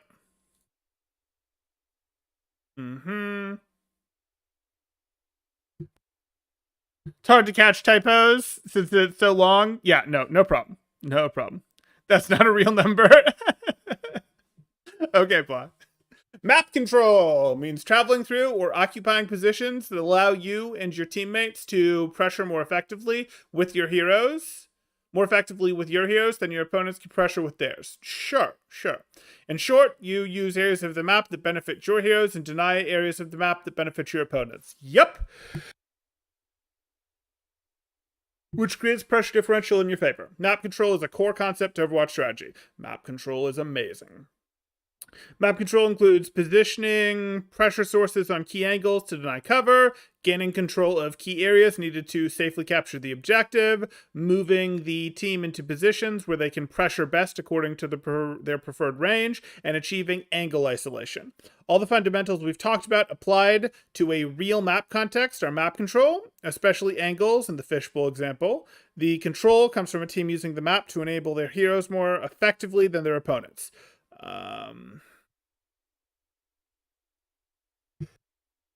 Yeah, it sort of comes from how much of the map or what percentage of relevant parts of the map we have relative to them as well, but sure. While a single player can hold an effective position, they don't have map control if the opposing team as a whole uses the map more effectively to enable their heroes. Right, you can have a good privileged position, a good power position as a single player, but the opponents can still have greater map control if they're winning all the other lanes, for example.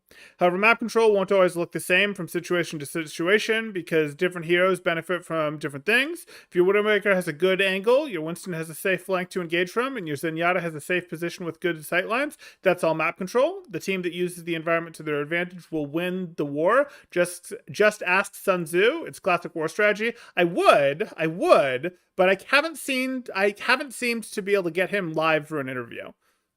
Yeah. Okay. But it's true. If you use the map well, if you play to your map advantage, you can play Widowmaker Brawl, for example, and that can work just fine. It's not the strongest comp in the world, but you can do it as long as your Widowmaker is playing on a sightline that makes sense to her, your Brawl comp is playing on a short sightline that makes sense to them, and if they try to get and you force the map control in such a way that they have to run past your Brawl group in a way that your Brawl group can engage on them to get on your Widowmaker. Or your Widowmaker can rotate because she's set up in a good kite path that allows your Brawl team to stay near the opposing team and not let them engage on her, etc. Sun Tzu gone missing, reward 50,000. Why play Widow when you can play Hanzo? He's better in every way. There's certain points of certain maps. Okay. Take a look. Review. So far we've covered space, positioning, timing, map control. Yep. And I would say this is the meat and potatoes of it. This is the meat and potatoes. This is, good 70+% of it. We needed the basic first. Again, I think our learning thing was a little weak in the beginning, but we needed our concept first of, hey, pressure, because pressure is, the sending of pressure back and forth, the resources, the battle of resources. But once you get through those basics, most of the game is about angles and timing, and angles and timing lead to, depending on how you want to think about it, map control. Obviously, positioning enables angles. So, yeah. Okay. Now let's go over a couple illustrations to the concepts. The next two slides will have examples illustrating 1, how players can be distanced location-wise, positioning, but still time their pressure and resource use together. Good. 2, how improper timing will lead to resource loss before a fight and long-run resource disadvantage. These are good concepts to illustrate. Let's see how we do so.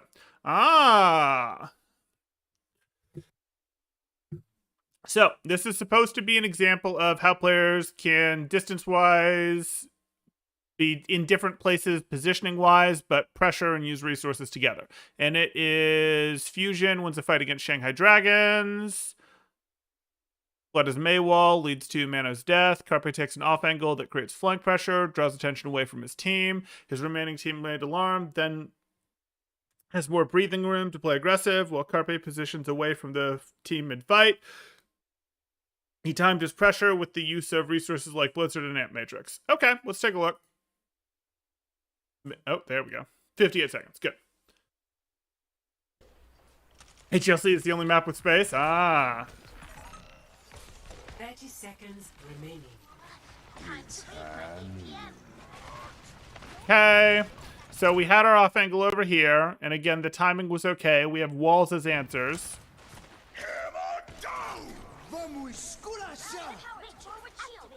We've got some good angle control over here. We'd predicted Dragon's win with how this fight is looking so far. Obviously, we see the incoming beat. This is going to be an offensive push. But as far as I'm concerned, this is bad aggression from Fusion. They haven't earned it. Yeah. They're able to get their Cassie up over there, which helps. And we've mostly not been able to get the contribution I'd like out of Lip here. Why is Lip playing so passive? Because Lip gets poked out by Carpe. Poked out pretty hard by Carpe. Yeah, he needs to find his way back into the fight. He misses the fact that Carpe has found their way so hard out of the fight. He's getting some relevance. And now the better positioning is going to fall into Carpe, who now is the high ground version of Lip's old positioning.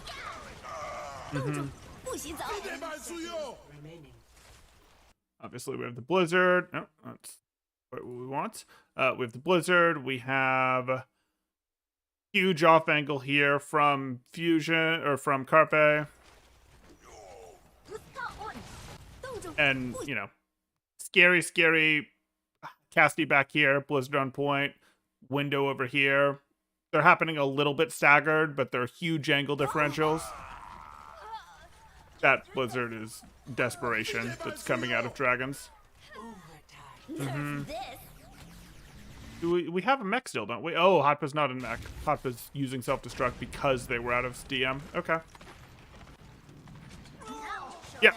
So again, we saw how that went. That should have been, honestly, that fight should have belonged to dragons. We saw that. We had a decent start over here. Didn't work. They had to collapse Fusion, but Fusion was able to work its way out here. And even mid-fight, it was worth it to leave the fight and be missing from the fight for a good 3 seconds to take this spot up here. And that's a huge part of what allowed them to turn the fight there.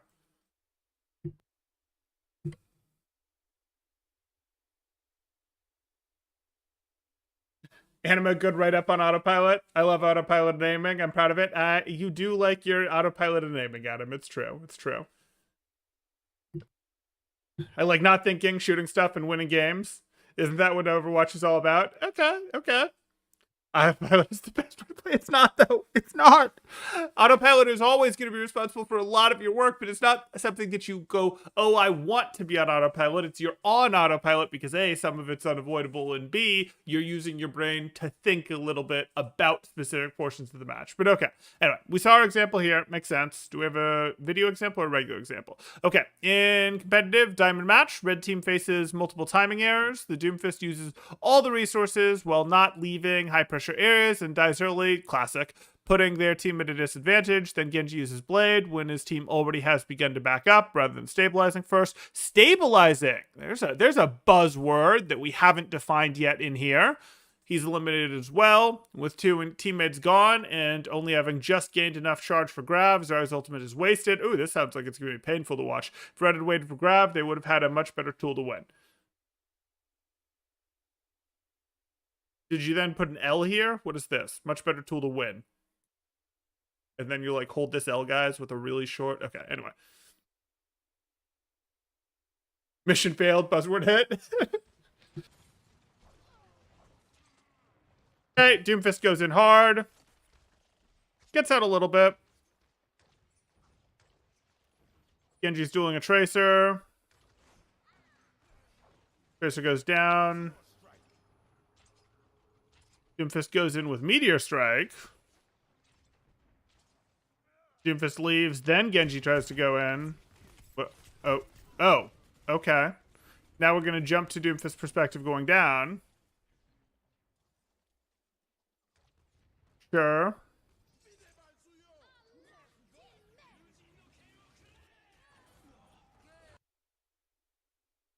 Sure this is Diamond?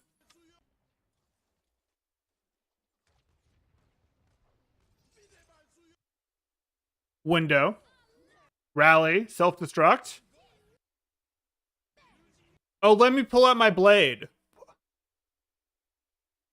You're gonna pull out a blade when you're down one against window, self-destruct, and rally? They already activated rally. I'm going home. I'm going home. Like, you can't make me pull out a naked blade against a team that already has rally going.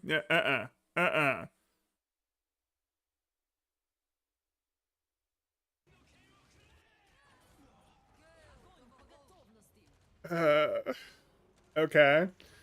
Congrats. We've locked a rallying Brig into a Grav with no team support. Okay. Yeah, that's painful to watch. It illustrates the point well. It does. Okay. Hero and compositional strategy. Works for me. That whole team is throwing. There's not even an nano him. It's true. It's true. Okay. So I really think this is the core, most important part of Overwatch. You know, like if you're going the thesis of Overwatch, not the thesis of Overwatch, like, yes, here's my 60 slide, etc. thing, but the thesis of Overwatch boiled down to a couple sentences would probably be, hey, most of its value comes from angle and timing. So as far as I'm concerned, this was the meat of it. But we covered a good lead up into that with our pressure differential, that sort of thing. Even if I disagree with some of our definitions surrounding pressure and go, hey, you have to include objective pressure. I would have liked our learning stuff to be a little more focused on how people learn, how people get better. I think you're going to go into that later, but I think that actually might have been better placed earlier. I think all we really got out of the learning thing was don't feel bad if you're not good at the game, or don't feel bad if you don't understand it yet, which is fine, but not like really unlocking what I'd want to unlock in terms of a building step order. But that's okay. That's okay. Here we go. So now we're into hero and compositional strategy. Cool. Macro versus micro strategy. Okay. Let's see how this is covered. And this should be getting into like, and here is the sprinkles on top, the final 10% of your play type thing. Historically, strategy has been divided into either macro or micro focus. Anything relating to the full team is called macro, while anything pertaining only to the individual is called micro. Fair enough. For example, ult economy. All of your team's ultimates versus your opponents would be macro, while ult usage, specific positioning and timing of the ult usage, would be considered micro. Sure.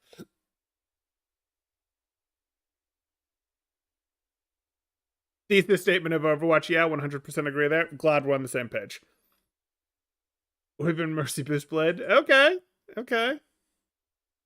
Rally Blade isn't anywhere near as good as Nano Blade. That's true. Temporal, he's going to go in. Everyone's going to be like, oh my god, that Kenshi is awesome. And he's going to kill everybody. Maybe. Okay, fine. Common macro topics include positioning, or common macro topics include team positioning, ult economy, team timing, team angles, compositions, map control, team play style, tempo, communication, and coordination. Common microtopics include positioning, ult usage, timing, angles, hero choice, mechanical, skill/techs, and ability usage. You might have noticed a trend. There's a massive relationship between micro and macro topics. I did notice that. Truthfully, the further I understand Overwatch, the more I think it's meaningless to separate micro and macro, besides splitting up the workload for coaches.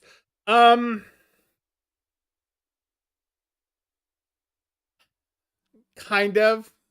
I don't completely agree with you, but I definitely see where you're coming from, and I'd most of the way agree with you.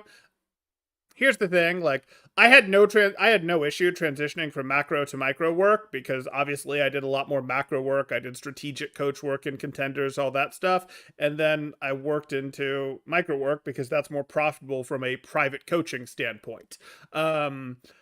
And it's pretty easy to go between them because you have to understand, like, if you understand the macro, it's more important than the micro, but also if you understand the macro, you understand what the individual pieces should be doing.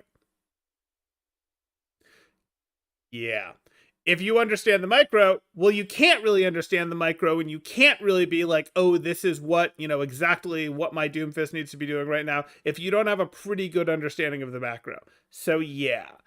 There's still some to it, because you sort of get into, is this a micro or a macro session, where is this something you can really have the player work on without having the whole team work on, that sort of thing. But hey, that's okay. As you've likely noticed, all good individual decisions stem from the team's context. Yes, because complementing your team's plays, maximizing efficiency, thus good micro, is a natural result of understanding your full team's goals and strategy each fight.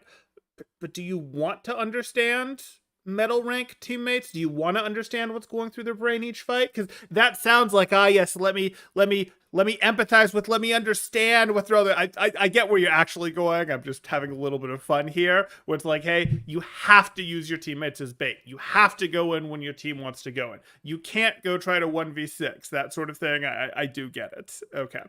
Even the most micro topics, like tech with niche rollouts and animation cancels, are just used to open up new angle options, diminish the time costs, or other fundamental purposes. Open up new angle options, diminish time costs, or other fundamental purposes. Right, but like, your individual contribution would be considered micro. Like, if you're reducing your individual time contribution so you can put out more pressure, of course that helps, because your macro is a sum of its pieces, perhaps more than a sum of its pieces, but it is at least a sum of its pieces. And like, the micro still is, okay, we have the Genji over here. If we can make the Genji, or if we can do, the tech rollout to make our Doomfist hit a little harder, or have his cooldown back 1 second faster, that sort of thing, like that, yeah, it does open up some more team stuff, but like, I mean, that is the traditional definition of micro. I'm not really fighting you on this though. That's fine. It's all just the game strategy. Everything is the game strategy though. Okay. So, micro versus macro. You say there's basically no difference. Fine. Believe me, you wish you didn't understand metal rank teammates. Okay. Understanding Overwatch comps and heroes. Summary of understanding Overwatch comps and heroes. The next section of the fundamental Overwatch guide. Slideshow. We're 2/3 of the way through, it looks like. And the next part of this larger guide separated into its own slideshow to make everything more accessible. Is it its own slideshow? It looks like it continues on this one. Key topics. Pressure and how it operates according to range. Absorption and how it operates according to range. Mobility and impacts on a hero's gameplay. Common comp hero categorization and terminology. What makes a good team composition? How is meta decided? It's whatever Temporal says it is. No, I'm kidding. So, hey. Okay, so. Team fight design. Cycles, tempo, and economy. Okay, let's see what we got. Let's see what we've got.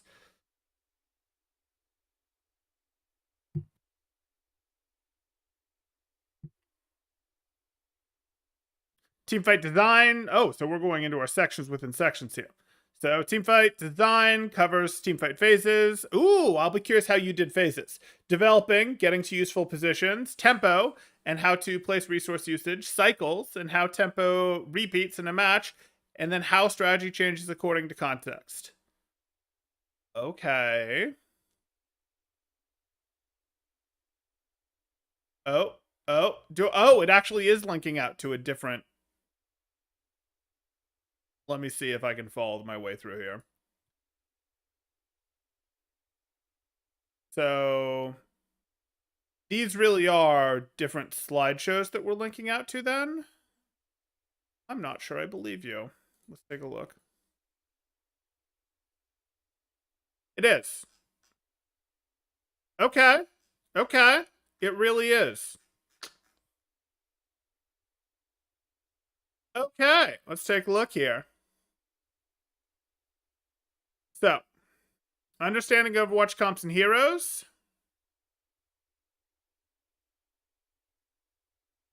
Look here. Hero kits. Capability directly or indirectly adds to a team's closer range potential. Add to a team's longer range potential. Here's capability to absorb close range pressure. Especially for supporting long range heroes. Here's capability to absorb long range pressure. Okay. A hero's mobility. Specifically, the time cost, how horizontal, vertical mobility is granted.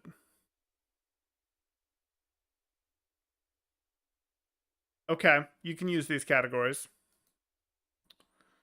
Pressure according to range. Let's take a look here. Pressure can be generated from different resources, the weapon using ammunition, cooldown abilities, ultimates into the main three. A hero's options for pressure of different distances. They can consistently deal near maximum damage. Sure.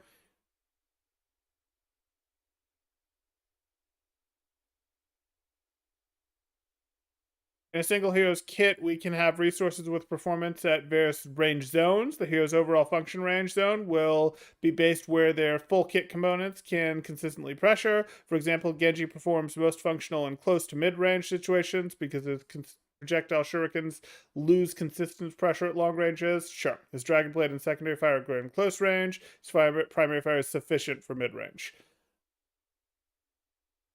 However, preferred range for pressure will actually be determined in proportion to opponent's range. If a player can deal better, sure, it's always relative. So you go, hey, if I'm good at medium and close, and we get into the Reaper versus Cassidy matchup, where Cassidy is actually perfectly fine to fight at close range, but if he's up against Reaper, he'll go, no, I'm going to fight at mid range. Okay.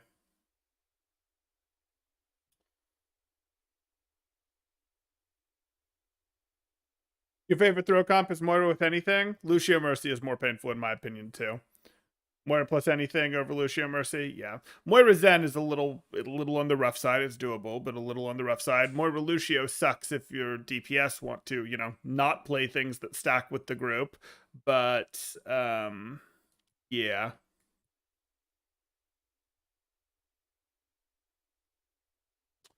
I'm going to see here because this is obviously going to be too big if I go through all of the pulled out slideshows for me to justify doing it. We would be here for 2 more hours if I did, which I'm not willing to do. I'm just seeing mobility, decreases time associated, hero categorization by strengths. Ooh, okay. We've got rating slides for heroes. I like it. Hero roles, tank, DPS, and support have stat charts for each hero to give a rough idea of their strengths. Sure. So we're going to get all of the tanks. So we look at our tanks. So we see Reinhardt, Orisa, Winston, and Hammond. So we are looking at our main tanks here. And we see in our main tanks, at long range, we have very low pressure on Overwatch 1, very low pressure on Winston. Okay. Ranged sniper, right click. Okay, anyway. So we have for Winston, or for Reinhardt, very low. So we have our our long range, mid to high pressure, low to mid pressure for Ball. Sure. Then at close pressure, they're all pretty good at close range, which I'd agree with. I would agree with that. And then we're into their pressure reduction.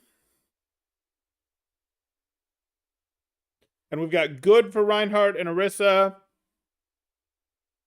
And then we've got bad to moderate for Winston and Hammond.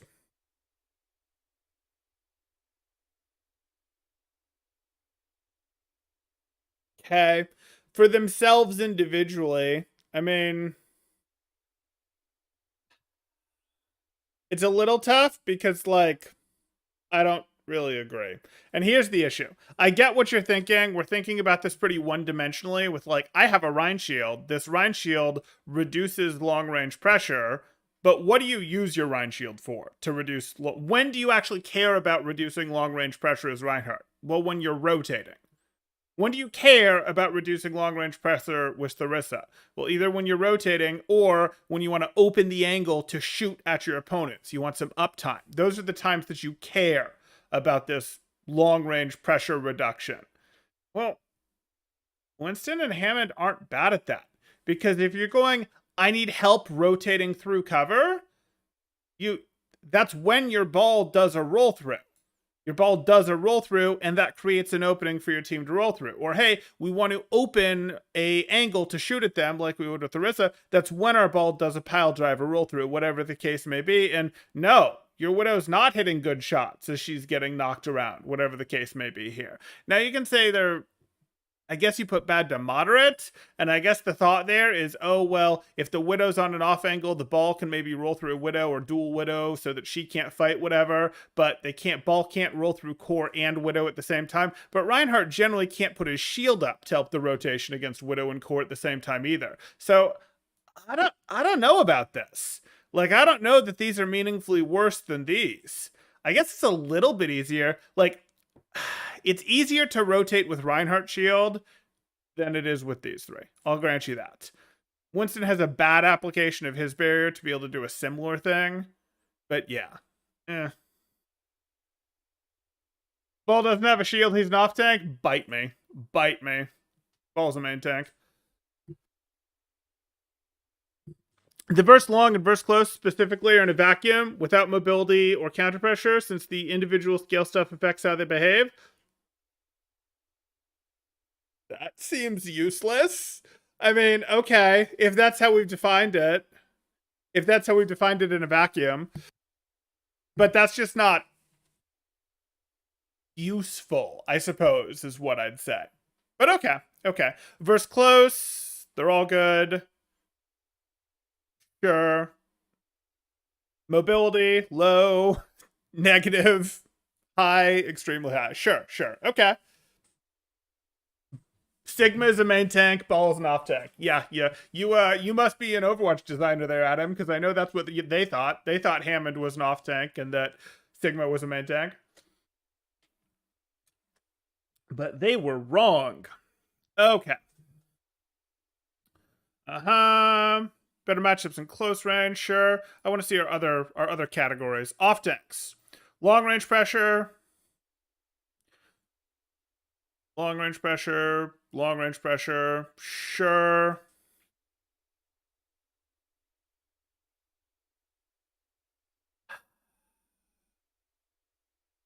It feels a little disingenuous to put Zarya in the same category. Like, all three of these being mid on long. This feels a little disingenuous. Zarya probably is noticeably worse. Like, yes, don't get me wrong, a high energy Zarya is great. She can hit right clicks. Is mid the distance? Like, are we defining mid at like this, like the very edge of her beam range? Or are we more in right click territory? Her beam range is not as far as Hog's hook range. And Hog's pressure is pretty good because of the threat is hook. Now, her beam range is more comparable to Hog's right click range, but Sigma's range is longer than both of those things. Obviously, Sigma can't get outside of his range nearly as easily as Zarya can get outside of both of their ranges, but there's no real accuracy to those when you're right-clicking with Zarya beyond Hog's range or beyond Zarya's range. You don't have real accuracy to it. It's too easy for them to reactively dodge. So no, I object to this being the same as these two. Close range pressure, yeah. This might even be a little high. Sigma is not very good at close range. Like, we've got a rock. And then we have the ability to run away if Flux is available. Okay. Defensive stuff. Yeah, sure. Defensive stuff. Yeah, there's more things close range that she can't eat than there are long range that she can't eat, so that explains the difference there.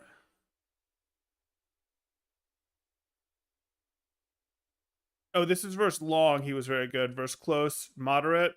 Oh, no, this is how much pressure he puts on at mid-range. At close range. Got it. Sorry. I've mixed up my things.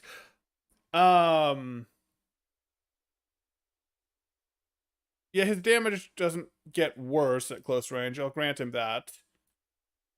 But this I am going to object to. Like, he's okay against flankers, but he's really not good against the actual Brawl characters. Yes, in theory, yes, his shift still works. Yes, his barrier still works. I'm objecting to this. I am objecting to the pair of these. This makes Sigma seem like he's better at close range than he is. And we know Sigma's not very good at close range, so there's a breakdown somewhere in our understanding of this hero. I don't actually think you have a breakdown in your understanding of your hero. Maybe you do. Maybe you think Sigma's better at close range than I think he is at close range. But this feels wrong.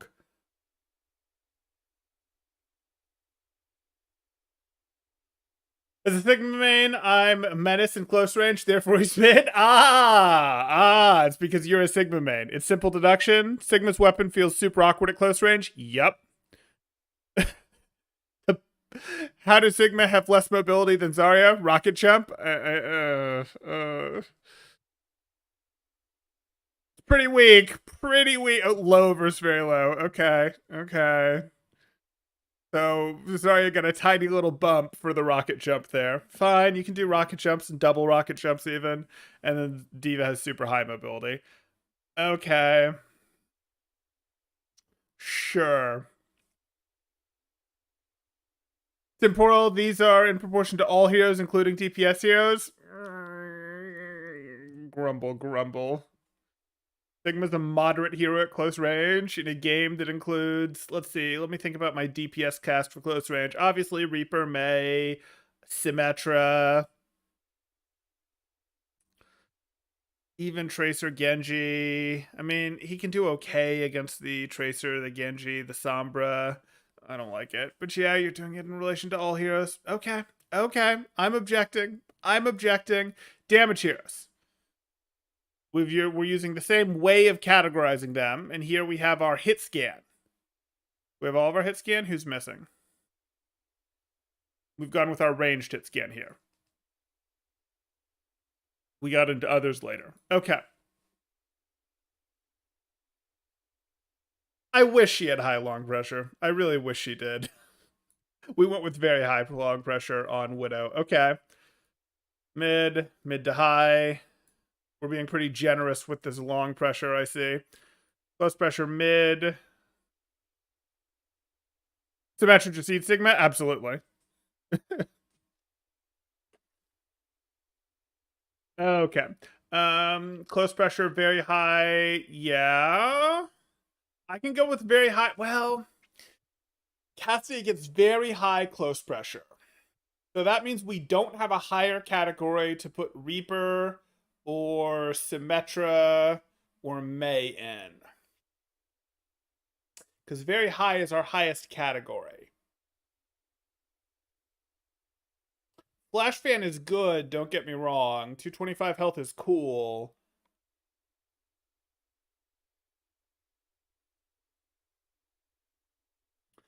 Reaper might object to this one. Temporal is higher, extremely high. Oh, okay. Okay, we've got an extremely higher. That helps that. Creek and air roll. Oh, so we should be mid. Okay.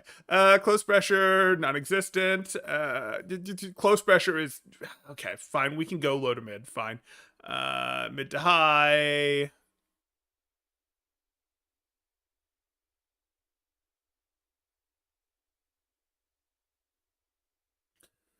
Why is she worse than... Is it just the extra health that Cassidy has? Because Cassidy's Cassidy's hitbox in general isn't doing him any favors. And this is effectively our defenses versus long range. Coach weapon versus roll give you... Coach weapon gives you a little better mobility than roll. It's just the 25 more HP. Yeah.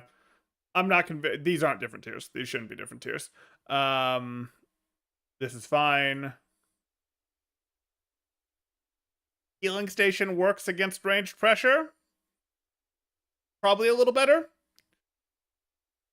Has sprint. Sprint dodges ranged pressure. Yeah. Legs. Okay. Versus close.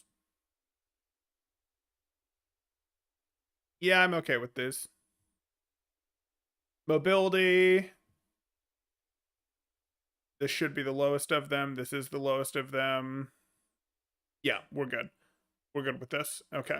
Moving on to these. We've got some slides over here that get interesting. Slides that get interesting here. Long pressure, very high. Okay. Okay. Again, we've sort of only arbitrarily decided on two ranges here, which is like, I get it, but like, Widow feels cheated, Hanzo feels cheated, Farah feels cheated, at Go Long that Bastion can't hit. But that's fine. That's fine. You don't need 6 different range increments. Non-existent. Sure. Little on the generous side, in my opinion. Little on the generous side. Unless long range is starting at the edge of her close range. Like, you know, where she can still get that last bit of her close range. Obviously, this is correct. Sure. Where's my extremely high? Where's my extremely high? If anyone's going to have it, it's going to be him. Okay. Range isn't as bad with range receptors buff. That's true. That is true. But what are we talking about as long range? Like, again, it matters. Are we talking Roadhog's hook range? Roadhog's maximum hook range is long range? Or are we talking, you know, the edge of Sim's left click as the beginning of long range? Are we talking, you know, this is a question that has to be answered. Maybe it was listed somewhere, but I didn't see it. I didn't look that hard. Okay. Bad defenses. No. She's got an ultimate. Her ultimate is awesome. Her ultimate is awesome against long range. Uh-huh. He does have self-repair.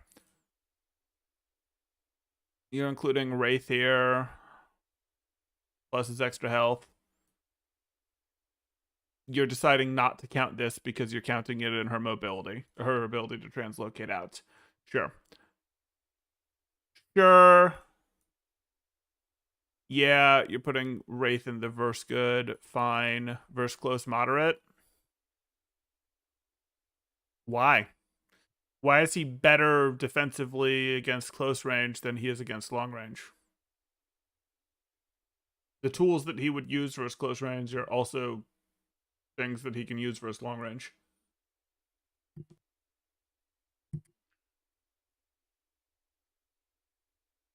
It's insanely arbitrary since it's on a scale. Of course, but that's what makes it fun. Good stuff and thoughts. Seems like part of this is reinventing battlefield tactics with new worlds. I think using established tactical terminology could help a lot. I can see that. What is long range is probably a major map thing. Sure. You have the health resource disproportionately weighted for close. Okay. Little nuance from earlier slide. Yeah, which I didn't read, which is on me. I'm not going to go back and read it. We'll take a look at these. Where's my asterisk? Where's my asterisk? I see an asterisk. Where's my asterisk down here explaining it? Where's my asterisk? No, I want my... Okay, I'll deal. Okay, this is fine. Is there anything here that just jumps out at me?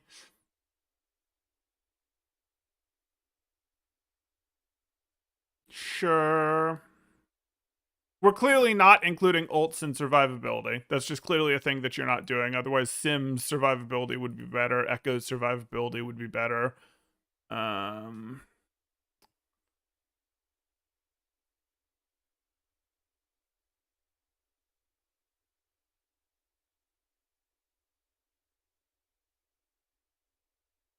You don't play Genji. Deflect is a thing. Genjis will complain about deflect. Genjis will complain about McCree's flashbanging the wall at close range and dealing with them through deflect, etc. But Genjis will also jump in front of their Reinhardts and pop up deflect and reflect 400 damage. Like, no.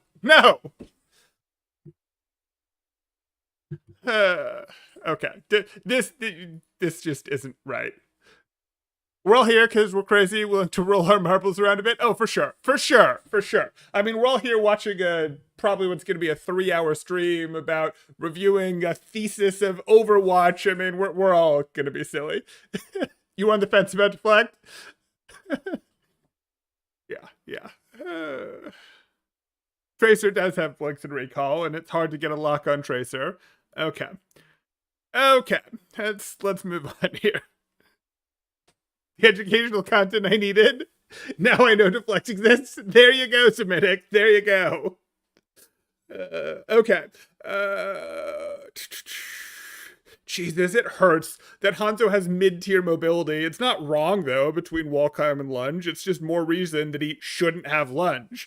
Once again, we compare that to Cassidy, who had low with just roll, and Ashu was borderline with Coach Weapon. And Coach Weapon, moves you faster than wall climb does. That sort of thing. It can be used either way, to up or horizontally. Like, ugh. Hanzo, you're broken. Go home. Hanzo's mobility is as good as Junkrat's, according to this. Very high. I mean, she gets the sky. She flies very high. I would argue that, Echo is that this is what very high mobility looks like, and she doesn't have it. But hey, counting wall is slight mobility here. Sure. There's not much that's better than wall. Like, outside of tanks, there's really not much that's better than wall. So, like, if I go back to our tanks, Our tanks had good. Our tanks had moderate. Moderate and very good. Has anyone else been moderate? Yeah, we've had some moderates. I don't know how Bastion is getting a moderate versus close range when Maywall and Ice Block exist. Doomfist is getting a moderate versus close range. Yeah, I'm not buying it. This is the best defensive. She has the best defensive tools in the game outside of a tank. So no.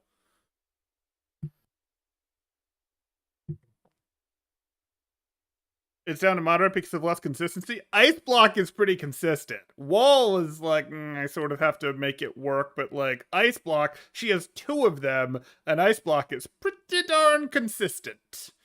Okay. Will Thesis be updated after each patch? There we go. There you go. Asking the real questions there, Tyler. Okay. Bad to moderate because sleep nade. Mid, high, mid to high. Okay, so this is the same, which means we're considering long range is considered within before his fall off occurs. Good to know. Because his fall off does exist and is relevant. Low to mid, close pressure mid, sure. Versus long bad, moderate, sure. Okay, and then we have our last few heroes here. Very low. Yeah, that's deserved. Hers is special in how it works. Generally, this asterisk you'd also put down here. So I see now that this one had an asterisk, whatever. Generally, I'd want to see my asterisk here to know that this is where I look. That's what I was looking for earlier. Okay, sure. Anything else interesting here? I'm looking for pretty pictures. It's true. What's this? Team compositions. Team compositions I might care about. Heroes chosen by all members of the team at a given moment, balance between goal alignment and flexibility. Aligned goals improve efficiency. Having varied capabilities means a composition can easily adapt during fights. Yeah. Generally, you want to hybridize towards 2 things, not towards all 3 things. This comp wants to close the distance. We're looking at a Cassidy, Tracer, Reinhardt, Diva, Bap, Lucio, and that's a Brawl comp. That's what that is. It's snuck a Tracer in there, and Modern Brawl does hybridize towards poke anyways, so we've hybridized a little bit in all 3 directions here, but ultimately a hybridization between a Brawl and a poke comp is just we want to get into our Brawl faster, so that's not going to make a ton of difference. What your Tracer is really doing is trying to limit sight lines that opponents are allowed to off-angle with. So, this comp wants to close the distance because Cassidy, Tracer, Reinhardt, and Diva all do well in close range situations. Lucio helps close the distance, and Baptiste renews health, which is a better resource in close range than cover. Sure. Diva, Lucio, and Tracer provide flexibility thanks to their mobility. Sure. So they can more easily handle off angles than Reinhardt or other heroes may not be able to reach. Cassidy and Baptiste provide flexibility thanks to their longer range, which can provide long-range pressure for the team when needed. It focuses on close-range goal alignment, mostly, but can struggle sometimes against longer-range composition still. Sure. Okay. Then we're looking at a comp of Hanzo, Torb, Orisa, Sigma, Bap, Brig. This comp strikes a balance between multiple features as well. Hanzo, Torb, Orisa, Sigma, and Baptiste all are good in mid to long range situations, making the team prefer long range pressure. Sure. So you would think. Torb, Orisa, and Bridget are all strong characters in close range too, and even Sigma to an extent. Lies. On the Sigma part. Baptiste, I mean, he's a tank, sure, but Baptiste still provides strong health renewal for close range situations too. However, no one on the team has mobility to close the distance. Teams run compositions like this when they're worried about opponents closing distance with mobile heroes. They have enough close range power, but don't need Lucio since they're happy at longer ranges too. However, flexible compositions like this will be weaker to aligned goals. If an even stronger close range comp closes the distance, or even stronger ranged hits, it can lose due to less aligned goals. Yeah, that's true. That's true. But it would generally play into its secondary goal here. And these guys were a little bit guilty of this. They liked to do this. This is Atlanta, and they like to do this, where they like to go, we'll run our brawl comp, and we'll sub out our Lucio for a brick. That's a real big risk that you're taking. Like, don't get me wrong. You are good against those dive comps, and you're pretty good against those brawl comps too. But if the opponents are playing poke, you're done, type of thing. They like to do these sort of things where they actually put themselves in situations where, nope, we're just confident we know what you're going to play. But okay, we'll deal.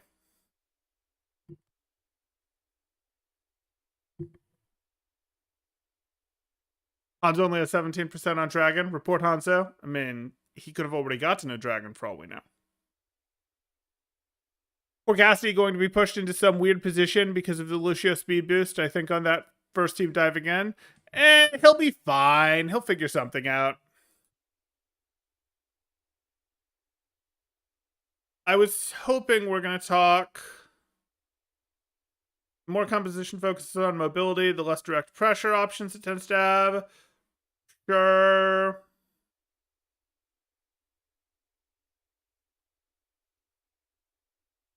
Brawl, spam, dive. I really prefer poke to spam, but I know people get often called poke. Okay, fine. Let's take a look.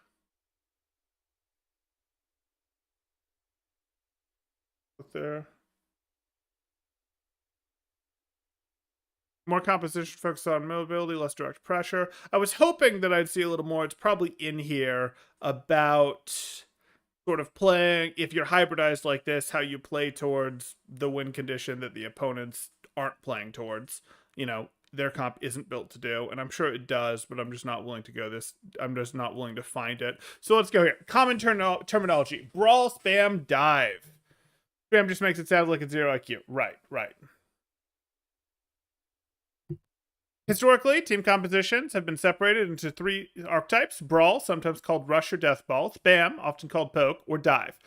They correspond to specific traits of the teams. Brawl comps focus on close range power, spam comps focus on long range pressure, and dive comps focus on mobility. People call these compositions different things. For example, some people call all brawl comps rush, while others refer only to Winston variants as rush. FAQ section covers this more. These are archaic terms with limited use besides simply naming comps. Uh-oh. I'm not saying we can get rid of them because we need to call comp something, but categorizing a composition as its most aligned goal tends to miss the nuanced flexibility and middle grounds. Right, but like you need to be able to call out comps. You need to be able to call out what comp the opponents are on without listing 6 heroes. Okay. First of all, mobility itself isn't a goal. Okay, I thought that's where you were going. It's a tool to compensate. It's a tool compositions can use to increase or decrease distance relative to opponents or access successful areas of the map. Useful areas of the map, sure. It'll influence how a composition plays, but it isn't an aligned goal. Well, right. You're using mobility to choose to brawl, or you're using mobility to choose to kite. So you're using mobility to force the brawl phase faster, or you're using mobility to delay the brawl phase. Those are the 2 things that you do with mobility. Sure. Second, the comp heroes may have flexible options for range and mobility. The second comp on slide 28 would typically be considered a spam comp because range damage is its most aligned goal. But it's easy to miss the significant close range power we talked about. You might not understand why a Bridget would be used, or know why it could be used against even stronger ranged compositions that might force it to close the distance, since preferred range is relative to opponents. These terms can hinder analytical understanding. They really don't, though, because, like, you really don't go very much further than, like, you look at things on a spectrum of how pokey is something versus how brawly is something. And you go, okay, this is our spectrum. You might go poke, brawl, dive. Okay, whatever. That's fine. You can call it what they are. But really what you're looking for is, are we better at brawl or are they better at brawl? Or are we better at poke or are they better at poke? And you just go, okay, we have better poke, they have better poke, whatever. And that determines which win condition you play towards. It gets a little bit different when you start factoring in comps that actually play specifically around ult win conditions, like double bubble. Like double bubble frequently does. It doesn't have to, but like it frequently does. But yeah.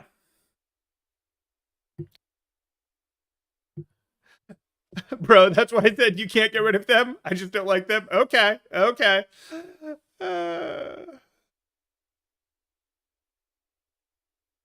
Okay. I don't really think they hinder analytical understanding, though. I really think that it's such a shallow next step to, okay, they're on a poke comp. Oh, we're also on a poke comp. We're more brawly. Like, it's such a shallow little baby step from there. But, okay. Team compositions by map feature. Players often choose specific heroes for specific maps, if only. I mean, they do to a degree. It's just, I would prefer the game is more map balanced and less hero and less, like, balanced, patch balanced. But, hey. That would require tighter balancing in general, or it would require maps to be more extreme. We actually have some reasonably extreme maps, but it would require there to be less bread and butter standard maps.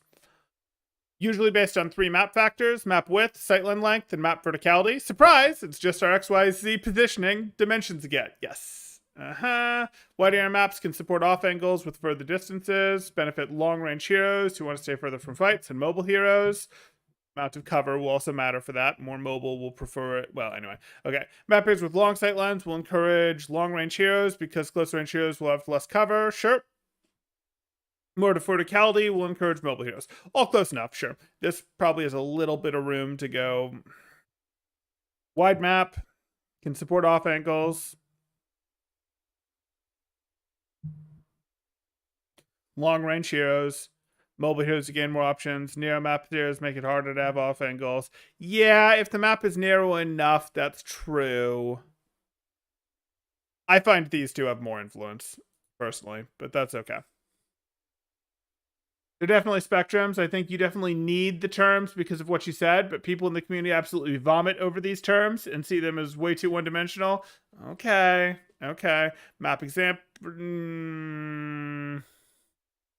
Oh, lanes! I see lanes! I like it. I like it.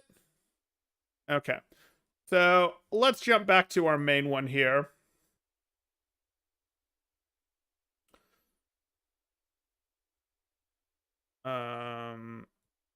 Okay, what does this get us? Team fight design, cycles, tempo, and more. Oh my. Team fight phases with some snowy King's Row. I love it.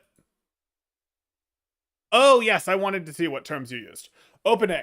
So, team fight phases, which I part with some of the community on this. The phase where each team will be the phase where each team will be to develop their heroes to put them into positions where they can start taking active roles in the fight. The defending team at any point, the fight winner or whoever started on defense, will do this in the initial setup time or after winning the fight. The attackers will be rotating their team members through areas of the map to try to gain access to more advantageous positions, often as the defenders attempt to stop them from safely setting up during control cost maps.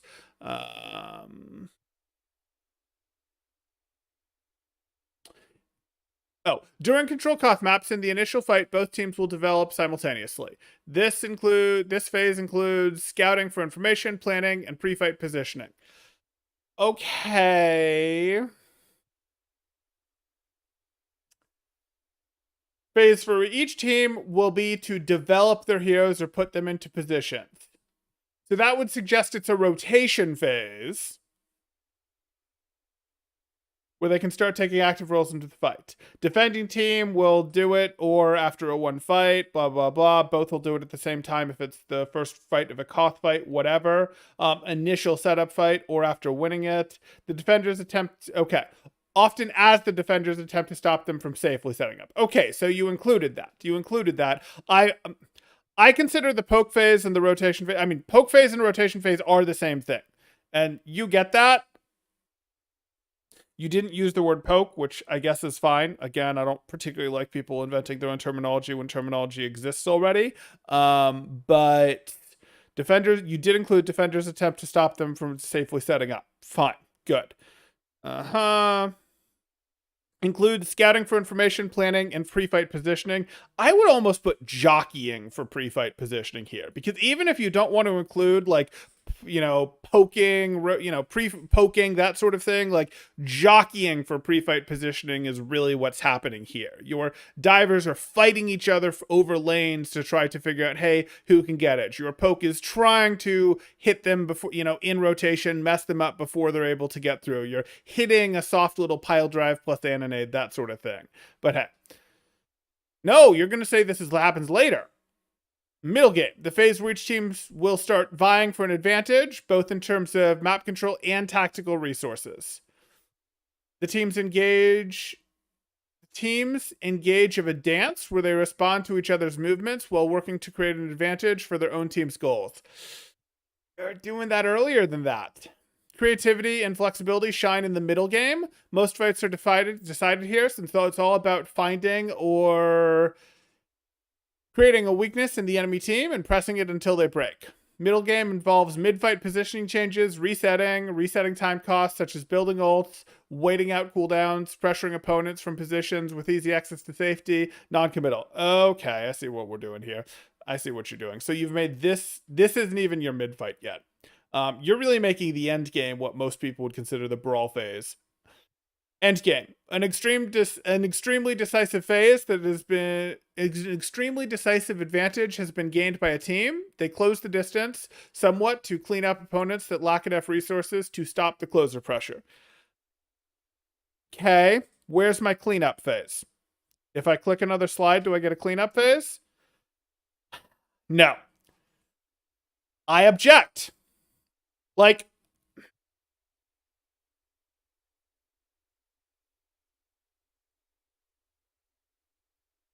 end game basically is brawl phase. Yeah. So you when coaching, I usually use normal terms. Yep. End game basically is brawl phase. Okay. The reason I object is, again, normal terms. The community has terms. Even if we don't like them, we can sort of try to change them, but like they've got to be a lot better to justify that.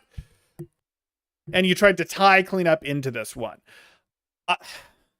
I get into this because cleanup almost ties back into this one. Like, you obviously want to cover the cycle and sort of how it works. And hey, your cleanup phase actually turns into a cleanup phase plus a taking positioning phase plus a pre-poke phase back into a standard poke phase back into a mid-fight phase, etc. Like it's more tightly tied together. Like than that,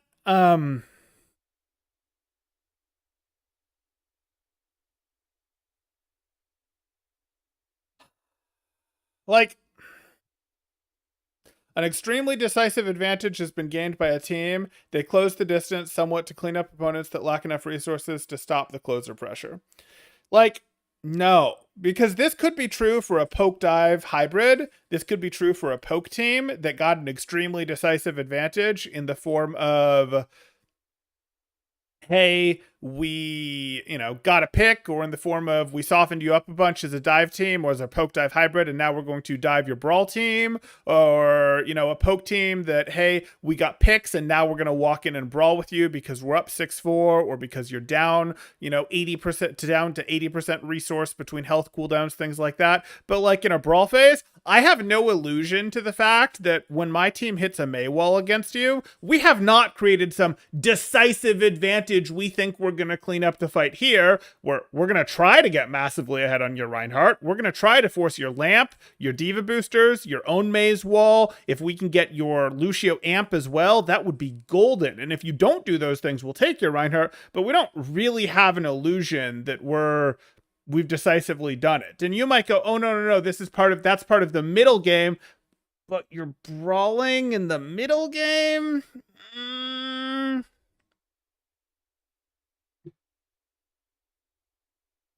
In my opinion, you shouldn't be brawling, period, though. If you close the distance, the brawl team by default almost has decisive advantage if they close the distance, hence brawling. No, give me brawl v brawl.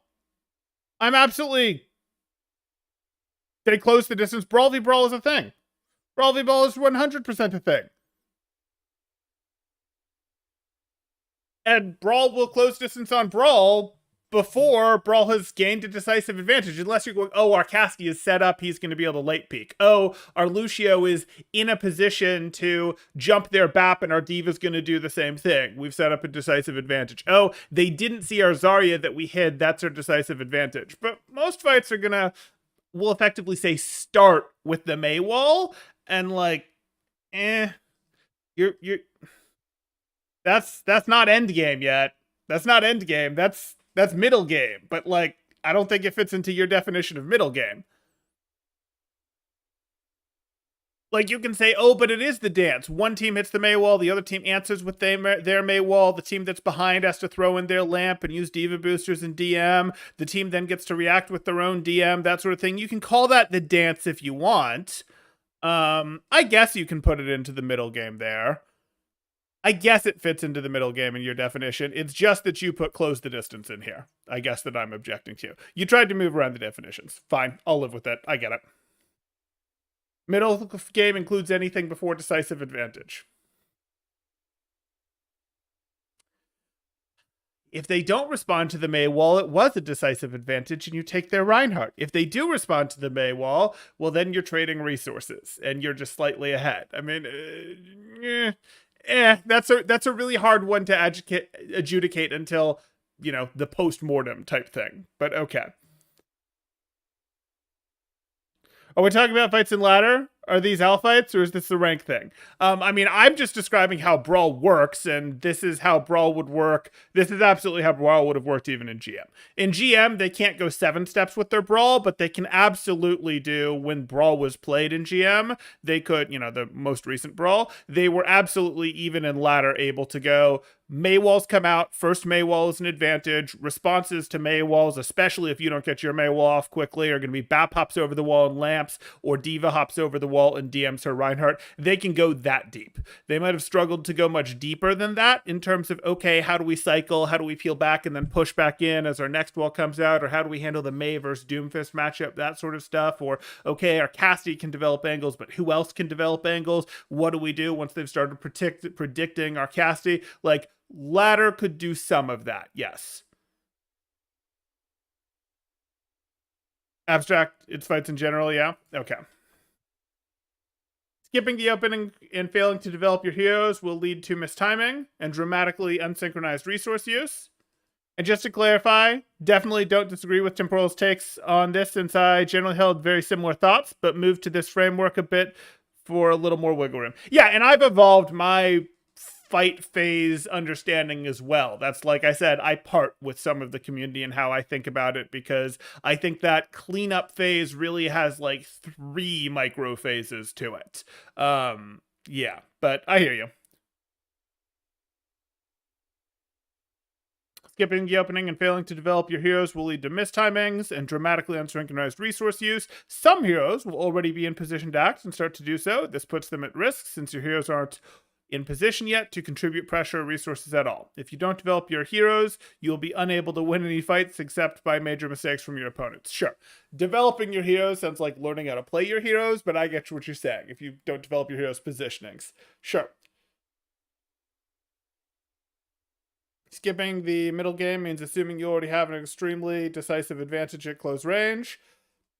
And sometimes that'll work. Some compositions prefer operating in close range entirely, can skip a significant amount of middle game, except that rotating becomes their middle game. Mostly just I mean, but that's sort of why I object. Like, you're like, put them in positions where they can start to take active roles in the fight. Rotating areas of the map to try to gain access to more advantageous positions. But then we also will go here, vying for an advantage, both in terms of map control and tactical usage. So, like, these are both rotational phases. Okay.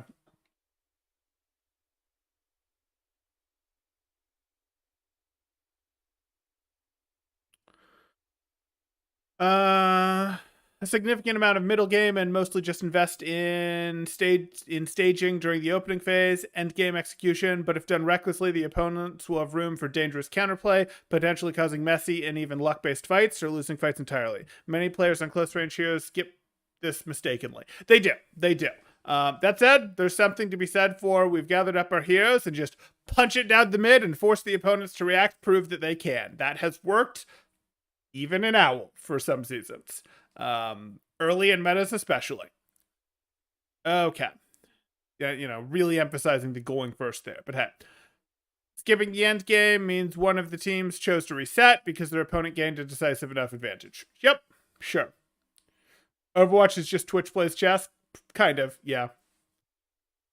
Other educators will have their own way to describe teamfight process. For example, Coach Thor described a spam phase for initial posturing, a dive phase upon seeing an opportunity, and a brawl phase once engagement has occurred. Egoist Cat in this video labels them a skirmish phase, initial pre-fight action without being fully committed, soft dives and such, rotations, sure. An engaged phase for committing to the fight. My friend Lucid, another Scroach, described them as scaling, anything improving a team state in a fight. And the actual team fight. However, all these models are attempting to describe very similar phenomenon and how a fight fluidly flows between multiple states. Aren't we great? None of us can agree on anything. Yes. Wonderful Overwatch coaching community. That's okay. The most widely agreed upon thing, guys, would be the poke/rotational phase, the brawl/mid-fight phase, and the cleanup phase. There's issues with it. That would be the most widely agreed upon thing. And you could say, well, just because we did it in the past isn't the reason we should do it in the future. If you can get enough traction with any one of these things, that can be fine. I just don't think that there's going to be enough traction on any of them. And considering like 80% of the people in your ladder games probably don't even know those terms, do we want to try and substitute in new terms? That just seems okay.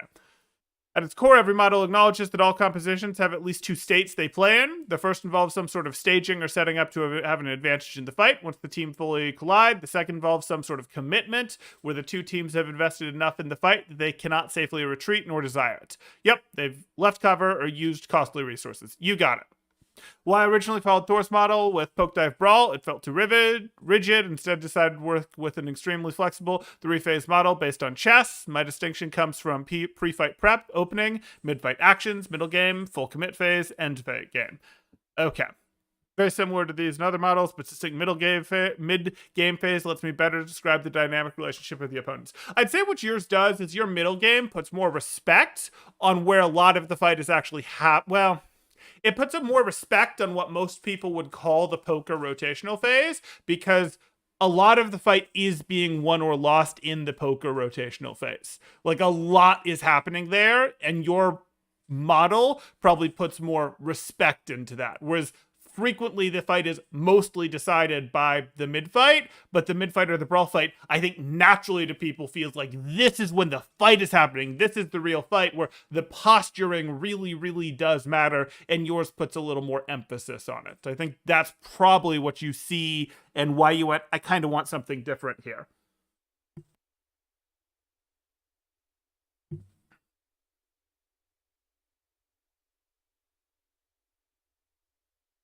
This doesn't seem useful for anyone who knows what it is saying. Reads more like a dictionary we would want a coach to refer a student to. Usually an agreed upon structure emerges over a few years. Takes a while though. Competitive hero MOBA type shooters just don't have enough road hours, in my opinion. It should in time. I think it does. Like, I can tell you, Tyler, we've got two Tylers in here, but I can tell you, Tyler Baltham, that the terminology that has, even though we're laughing over the fact that none of us agree over anything here, like, what has emerged, what is mostly agreed on, is your poke/rotational phase, your mid-fight/brawl phase, and your cleanup phase. That is what exists, and that would be we all understand that, even if most of us go, oh, I'd like something slightly better there. Oh, I'd like to define my own terminology because this has issues. You're just Tyler, he's out of Tyler. basically that, yeah, I think there's enough that happens there that doesn't get highlighted as much. I think your qualms about not having a cleanup as clearly said is fair enough, though. Yeah. Okay. Let's take a look. Contextuality and temporal? Contextuality and temporal? No, okay. No, tempo. We actually joke about that on one of my collegiate teams there, where everyone has 5-letter nicknames. Just no, let me rephrase that. Everyone has their in-game name and then has a 5-letter. Everyone's name just happens to be 5 letters on the team. It's not true this year, but it was true last season that everyone's name was 5 letters, and it was just like, oh wait, what if we made the actual names 5 letters? And temporal would have had to be shortened to tempo, and hey, that would have worked as a coach name. Okay. Anyway, gameplay and goal changes with context. It's important. This is going to be talking about efficiency of players will change from game to game. It's important to tailor your gameplay. Okay, so you're just talking about the matchups here. Cool. Do I want to see this? Uh-oh. Uh-oh. What people fail to understand about Overwatch ranks. Did I respond to this? Oh, yeah, I think I responded to this. Oh, got it. Got it. Okay. I know which one this is then. Yes. Yes, I understand this one. Okay, got it.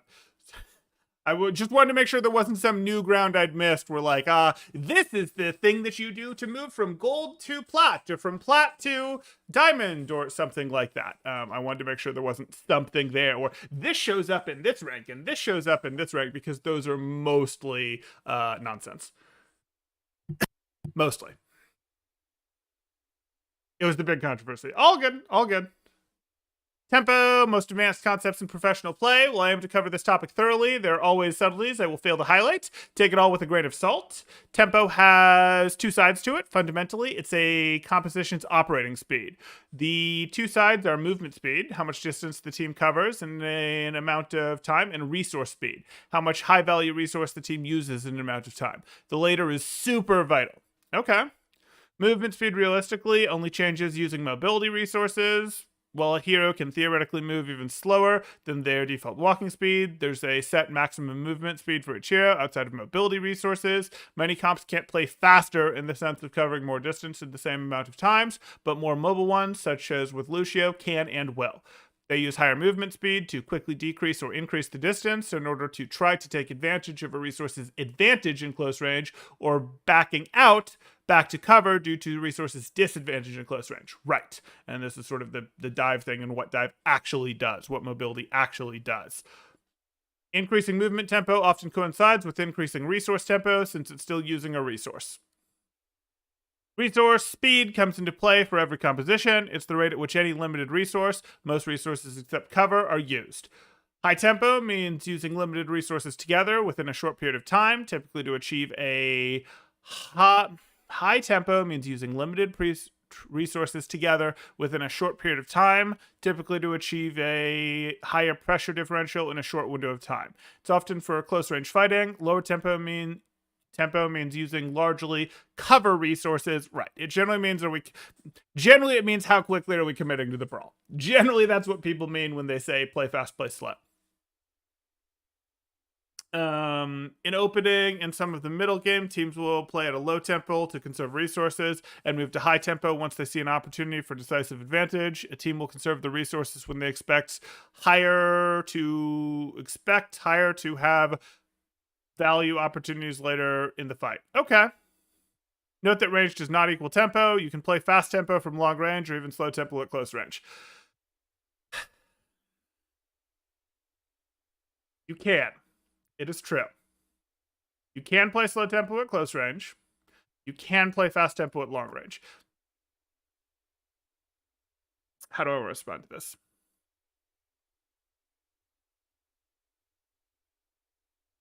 Do I want to respond to this?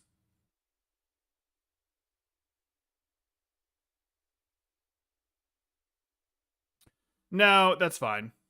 That's fine. You can play fast tempo at long range and slow tempo at close range. And people figuring out that they could play slow tempo at close range was actually pretty darn important. It was pretty darn important. Fast tempo at long range, little bit less so. That would be more of a, we are going to burst all of our cooldowns together, as opposed to we're going to play ping pong, where we make you look over here, then over there, then over here, then over here. Wait, where's it coming from? Yeah, I guess I can live with that. The reality is, when people talk about tempo in-game on comms, most of the time they really mean how quickly are we committing to the brawl phase versus are we forcing concave, slowing down the fight, maybe because we're down someone, maybe because they have ults and we don't, that sort of thing. Can we get a link to this? Yes. So in the description down below, there's a link to the table of contents back over here. And from this table of contents, you can get to here. I guess from the table of contents, you could also get to these as well. We're in this one currently.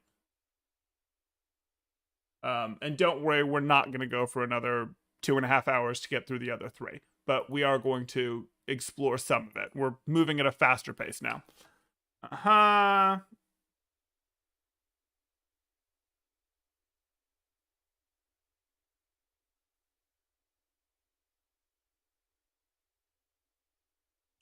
Ooh, do I want to talk about this?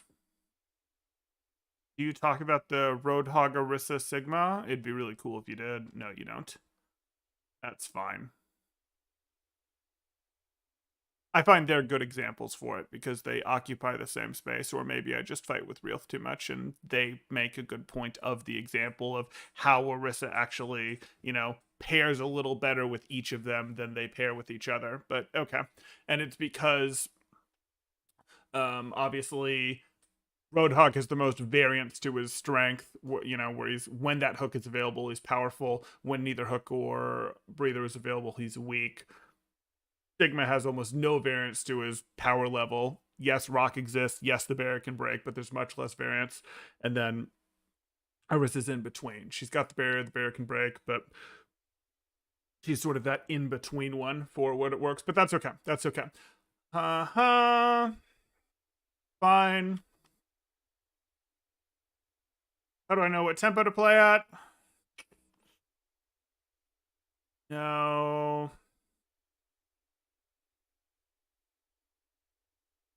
No, let's move on.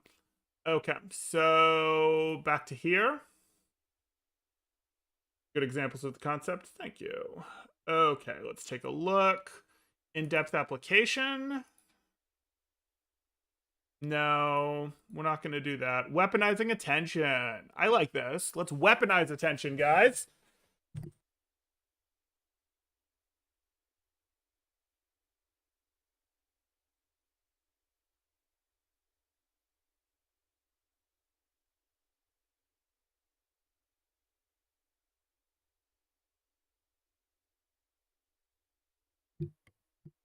Sorry, I was just muted for that, wasn't I? Attention on a specific location will be because a player expects someone, hears someone, or sees someone. Players have no reason to waste attention and resource on that location otherwise. When looking for high-value plays, move on an off-angle or flank. The opponents will dedicate the most attention to wherever your team is putting out the most pressure. If you move away from the team, the opponents will be less able to pay attention to both you and your team. They won't always be prepared to absorb your pressure, and if you draw their attention, they won't be putting their attention towards the rest of your team. And it's amazing. It's amazing. Yeah. Isn't this just social media? Pretty much, Tyler. 2, if the opponent doesn't know you're on an angle and you don't have a clear shot, don't shoot. Yes! The strength of your first peek. Too many people will shoot too early and cause misses when the opponents might have otherwise not expected, heard, or seen you. Unless you want to pull the attention away from your team, which can be extremely valuable but risky, true. You want to wait till their attention is on the rest of your team, such as your tanks, who are more equipped to survive attention temporarily. Yeah, that's the thing. So when you first take a new off angle, that is a great concept. You go, hey, that's like when you're most likely to get your pick off, when you're most likely to be decisive. Your angle continues to have value even after the opponents know you're on it, but your most explosive value off of that angle is the first time you use it. 3. Use your experience to expect players to do certain things, so you can pay attention to them on angles. For example, Doomfist players often engage from predictable high grounds and rollouts. You haven't seen them for a bit, expect that they're engaging, then easily absorb the pressure.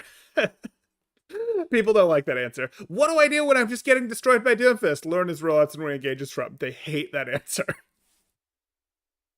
It's the answer, though. There's more to the answer. There's, hey, get higher ground, put pressure on him when he's on high ground. Don't ever let him engage with full health. Put pressure on him when he's staging, that sort of thing. But hey. Who should be holding enemy attention? Attention can be drawn by a number of things. Highest pressure place will usually have the most attention. Dangerously strong players will draw extra attention.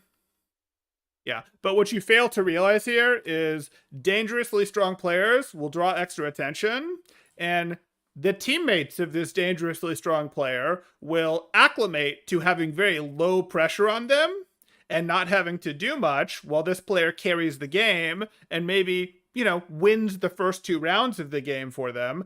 And then the enemy team will have adapted to handle this dangerously strong player, and the rest of the team will have acclimated to this player doing a disproportionate amount of the work, and then this player who did a disproportionate amount of the work will find that their team is now playing worse and the enemy team is able to win.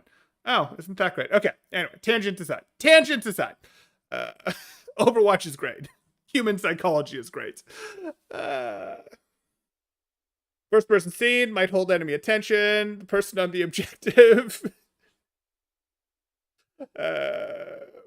the person on the objective will very often draw a lot of enemy attention. Sounds draw attention. Even trying to ego duel the counterpart hero on the enemy team will draw attention. Any number of factors can influence where a player's attention is allocated. Right, and that gets into widow duels and why sometimes when you're ahead you continue to force widow duels and you simply cannot allow the other widow to establish themselves. Anyway, tangent. Okay. In principle, the best hero to hold enemy attention are tanks, who have more resources to survive attention pressure, and mobile heroes who can quickly move back to cover or draw attention to other angles. And Lucio. Yes. The players not under much enemy attention and pressure should be looking to play more aggressively to gain advantage. Players who are under enemy attention and pressure should look to play more passively. Yep. Close the angle or play more passive when they start to pay attention to you to force them to shift their attention back, then reopen it, ping-pong that attention. Heroes pushing the payload will often come under more attention unless they're further away from where the fight is taking place. Organized teams often prefer mobile heroes than the payload since they can more easily survive pressure. Right, or you position your team in such a way that all the lanes are closed and they can't get to your less mobile hero in the fight on the payload. But that's okay. Yep. Cool. Stronger positions? Okay. Sure.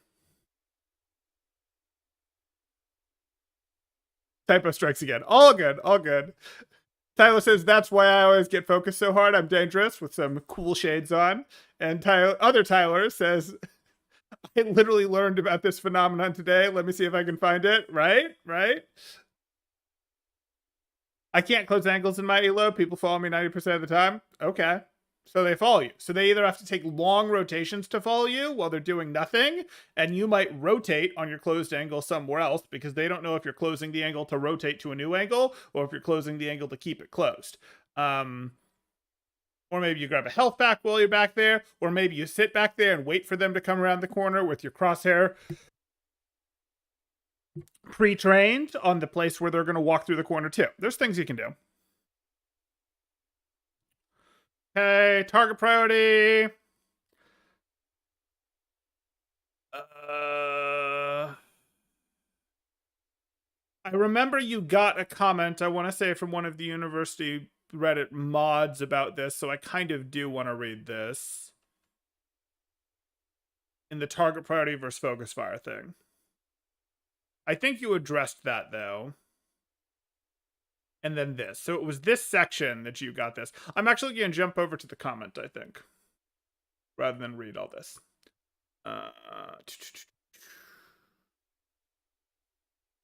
Over here.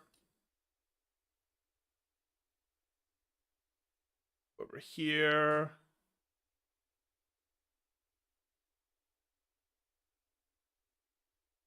Blue is the learned anti-response. Other times where the body tries to normalize. Okay. Okay. This one was interesting and some fair critiques. I mostly addressed it, but still had some stuff for thought. Yeah, so I want to see it. Here it is. So, is that? I think it is. I'd have to look. Yeah, it is. Okay. So let's take a look here. What did Joe have to say? Did I lose it? Where'd you go, Joe? Okay. This is good stuff. I think when you write this much, you're going to get some criticism. So here we get into it. 1. You treat angles cover as fundamental resources. I'm 100% behind this. You mentioned stacking as a niche concept, but I think it deserves a bit more explanation, or at least explanation on how shields function as cover within your rubric resources. I think the answer to this, and I don't think you did it anywhere, but I haven't read everything, is talking about how stacking can make sense for rotations for some comps. How stacking can be helpful for rotating. Poke teams sometimes have to do it to break through specific chokes. Brawl teams frequently have to do it to break through specific chokes. Cores of dive teams might have to do it. But if you talk about how sometimes you need to stack for rotations, I think you'd cover 90% of when teams should actually be stacking. The other 10% of when teams should be stacking has to do with some very silly actual rush type mechanics, if you want to use that terminology, where you go, hey, let's just run it down mid hard and fast, that sort of thing, and see if they know how to answer that aggression, if they can absorb it, if they've taken appropriate angles, or if they've taken angles that are so steep that they can't effectively peel, that sort of thing. Right now, peel is mostly weak enough in this game that you are generally going to be in a situation where having the angles is better. Damage is high enough and peel is low enough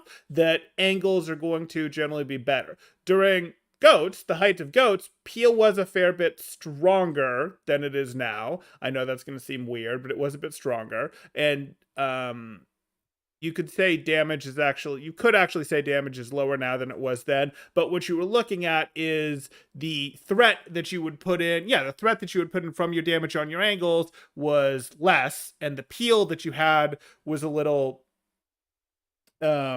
was effectively less because the peel was stronger. So you get a little bit different in Goats. Would we still, if we'd kept going in Goats, developed into more angle play? Did Goats still involve angle play? Yes. But the reality, tangent, what we're getting to here is most of that doesn't matter. It gets really niche. It depends on the game sort of breaking its design in a little bit, or it just depends on some slightly degenerate comps, or off-angling so far that you have no ability to peel with boops, things like that, that you get into here. 90% of the time when you're stacking, it's about rotating together. Basically, our tendency to make things normal is so strong that lots of people have, I can't say that, YouTube won't be happy.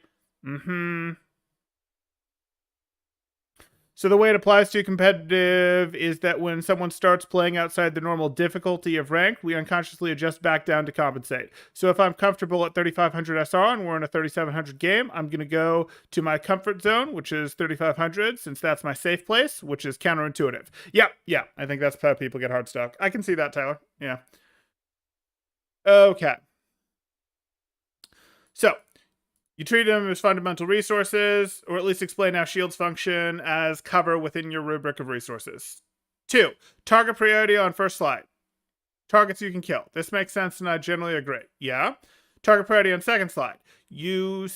Second slide says you want to target who's making plays. Not necessarily true, because within your rubric of efficiency, your resources are not equally effective when directed at different targets. Oversimplified example, it's a 2v2. You're playing Ashe with the Zen. The enemy is playing Anna and Winston. Winston Primal's your Zen. Your best play is usually going to be shooting the Anna, even though she's not making the active play, simply because you can't save your Zen, whereas you can't equalize with a pick on the Anna. This is a fair criticism. This is fair right here. I think what we're going to get into that's less fair is what we move on to, and it comes from a place of misunderstanding. 3, the claim that focus fire rarely matters is too big a claim in my opinion. You're saying the map control means net pressure favors your team, but this misses the idea that poor focus fire allows the enemy team to stabilize, regain space, waste tempo, feed support ults, etc. Feed support ults. Oh my goodness. Not a thing. Not a thing. Very niche thing. We're in a burst damage meta right now with Zen, Tracer Ball, and Echo in organized play. Focus Fire is very important, I think. You're against what comp? In what phase? Your counterexample is in a brawl context where winning the resource wars in a more conventional sense is important. Okay, so this breaks down a little. The objection that I'm seeing here is really in this section, which is like, hey, you're saying target focus doesn't matter, but then target focus does matter. And here's the thing. I think where Anima Kessel is going here is, hey, you really don't want it to be a lot about target calling. You want everyone individually to understand the game well enough that they properly get on the right target at the right time. And the truth is you do. Teams get a lot better when they get to that level. We're 6 years into Overwatch. A lot of teams are at that level, or a lot of players are at that level, not necessarily full teams, but teams make real gains when they get to that level. What does this mean? Well, it means if you're diving a bunker, for example, with this Zen comp that he's talking about here, if you're diving an Orisa Brig comp, a bunker, guess what? Guess what? Before you dive it, if you're doing any sort of softening of it, poking it down, I do not care about focus fire in the slightest. Shoot whatever target you can safely shoot at for a moment. Do whatever level of softening, or if you're shooting at a brawl comp, a Reinhardt May, McCree type thing, soften it up as gently as you can, as safely as you can. Get some damage done to it. I don't care if you hurt the Rein shield a little. I don't care if you get a May wall cooldown out. I don't care if you get a lamp out. I don't care if some of the damage goes to Lucio, some goes to Rein shield, some goes to Rein health, some goes to BAP, some goes to Cassidy. I really don't care. Just soften it up as best you can. Everyone shooting at whatever they can shoot at. If you can hit the discorded target, great. If you all understand the game correctly, you'll go, hey, there's an off angle in Cassidy. I'm going to shoot at that target. If it takes a big, giant off angle, that sort of thing. Or the Zarya's wandering aggressive, you're all going to, those of you that can, naturally try to shoot at the Zarya because you understand the game. Then when that dive happens, then your target calling, your target focus becomes a little bit more important because now we're forcing the mid fight, the brawl phase, my terminology, the brawl phase or the standard terminology, not Kessel's terminology here. And yes, now if we dove a bunker comp, we're not going to try to take down the Orisa. We're going to try to take down the McCree or the BAP because taking down the Orisa, the Diva, the Roadhog, the what would another thing that could be in there be? The Torb. Those are not going to be good early targets to go on. But I do not care if your damage is split and spread and mixed around as you're trying to pressure that team down a little bit, be it a brawl team or a bunker team or whatever. And I think that is what's really being gone after here. That said, I'm pretty sure we're going to get a response as well. Okay.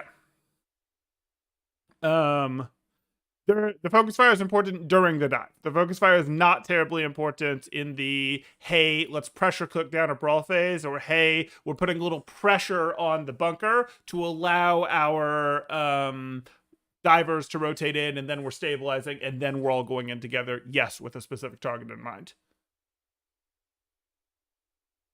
So I've been making myself worse by playing with my low rank friends. Usually you do actually acclimate to what you're playing in. Yeah, so like if you play a lot in lower games with your friends, it will usually slow your reflexes down. You'll acclimate a little bit to the slower pace of play. That doesn't mean don't do it necessarily, but do recognize that some of that probably is happening. Yes. Shield pressure. Players should only prioritize shooting shields if there's a specific goal behind it. You should almost never prioritize shooting shields. It's very rare that you run a composition that's trying to break shields. You almost always go, this is the least valuable thing to do, but it's more valuable than reloading. That's almost always the answer here. But let's see what your response was here, our guide writer. Good questions, observations. I think your thoughts on target priority are pretty fair. I don't. I went into my thoughts on target priority there, though. I don't think these are wild. I don't think it's like, how dare you put these out here, but I think I understand where you're coming from. I understand how you got where you got to. I understand what his objection is, but I think what you're emphasizing and maybe slightly overemphasizing is what I see you're going to explain here, which is the teams get too much into the, oh, well, just fix your target prioritization, which is like, or fix your target calling sort of thing, where it's like, You don't really need to fix your target culling. Like, target culling is useful during a dive, perhaps, when you've got maybe 2 targets that you could pick between. But most of the time, it's really about everyone individually knowing the right target to be on. And taking the most effective target for them to be on. And the most effective target for them to be on is not going to be the Roadhog or Stilla's Breather.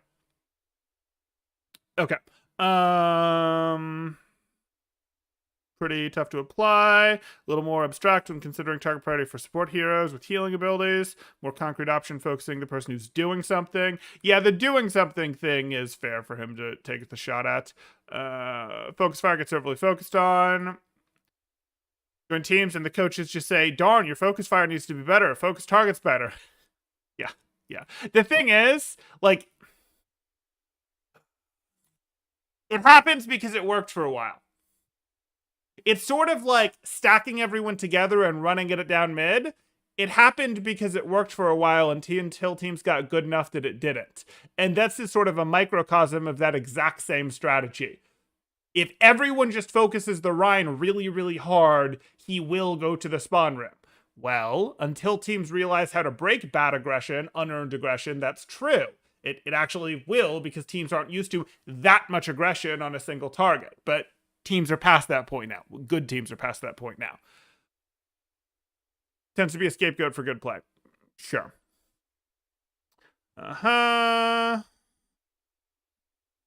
Often detracts from more important. Okay, you guys are just having your fight over shield pressure. Not a fight, but you're clarifying your shield pressure position. Fine, no problem. Okay, let's continue through here. We did enemy attention. That was what we did instead of target priority and focus fire. Shield break, mostly don't do it. It's generally the least valuable thing to do, but more valuable than reloading. For some heroes, reloading is more valuable. It's a short list who reloading is more valuable for. Summary of practical applications and improvement. Autopilot. I do want to learn about autopilot. Let's take a look.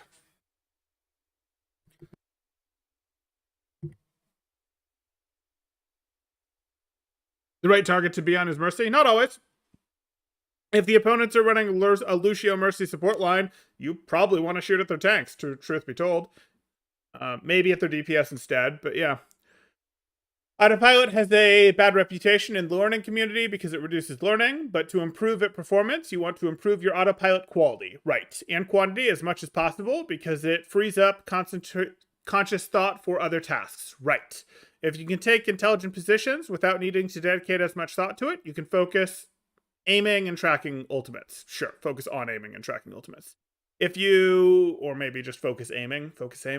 Yeah, that works, actually. If you build good aim as a habit, you can focus on planning and predicting the opponents instead. You'll also be able to still focus harder on your aiming in clutch moments when you need to bring it back and, go a little higher, but that's fine. Autopilot frees up conscious power. Sure. Autopilot has 2 components, intuition and procedural memory, including habits. That's what we're doing. Intuition means the thinking part of an action being autopilot, and the procedural memory means the doing part is automatic. Sure. By training these components, you can improve your hero understanding, ability to predict opponents, your mechanical skill, your mental state when dealing with failure. That's a tough one, but yeah. Get more value for your time, and more. Taking advantage of intuition and habits is a genuine superpower in life, not just Overwatch. Of course, it's not all sunshine and rainbows, because autopilot is called auto for a reason. It's helpful, but takes an effort to train so that it benefits you rather than stagnating your learning. Sure. Intuition and procedural memory summary, which is the real autopilot portion that isn't intuition, and intuition is mostly the part that we can't train, so... Oh, intuition and procedural memory. Okay. For intuition, consistent and focused practice provides us with applicable experiences. Oh, okay, got it, sure. Relevant experiences improve our brain's pattern recognition, so that's how we're using intuition, sure. Strong pattern recognition allows us to make faster and more accurate decisions based on available information. Sure, you can improve intuition if we're thinking about it like that. For habits, they're built gradually through repetition, consistency, and help us perform tasks more efficiently. They can help prime our brains for performances. Yep. Or directly help the performance through refining actions like aiming and mechanics. If you really want to improve, practice daily with limited heroes and high consistency. Yep. These autopilot slides are based on my guide, Fantastic Situation and Where to Find It, which provides even more in-depth explanation. Yep. Okay. And then you have a works cited in the separate slideshow. Okay, cool. Information, game sense. Oh, we got it. We got into one of the buzzwords. Game sense is a common buzzword in the Overwatch community, but rarely well defined. Those are the best, the never well defined ones. I'm kidding. In Overwatch, it's arguably more significant than pure mechanical skill, depending on the world that we've put into game sense, sure. And by a fair margin, game sense means if we've divided all of Overwatch into mechanics and game sense, yes. But if we've created more than just game sense and mechanics, it starts to question that. Game sense means using experience and knowledge to recognize broader patterns in games, largely through intuition. I don't really feel like now game sense is super well defined and I'm good to go. So let's keep going. Due to being based mostly on intuition, players improve their game sense with experience relevant to the game as a whole. This especially includes playing the game extensively and understanding the game fundamentals. Since both provide very relevant experience, but even knowledge from other games or disciplines can be used to understand the game better, for example, one FPS game to another. A player familiar with many game patterns can extrapolate the information they have into more information based on past trends, if they're actively thinking, sure.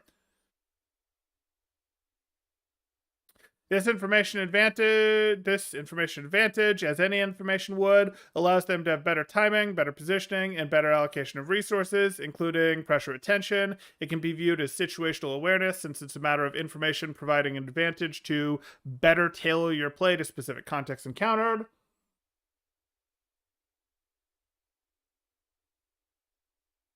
I cannot understate how much improving game sense can contribute to a player's efficiency, including understanding the resource economy, map knowledge, movement, time cost, pathing, target priority, and more all stem from that. Okay, reasonable. Visual improvement. What's going to be in this one? How to self-review, individual practice habits. Again, I've linked the link to the table of contents in the description there, so you guys can check these out if we want to see anything that I'm not jumping into. Yeah, I'll check how to self-review. I'll see what you put there.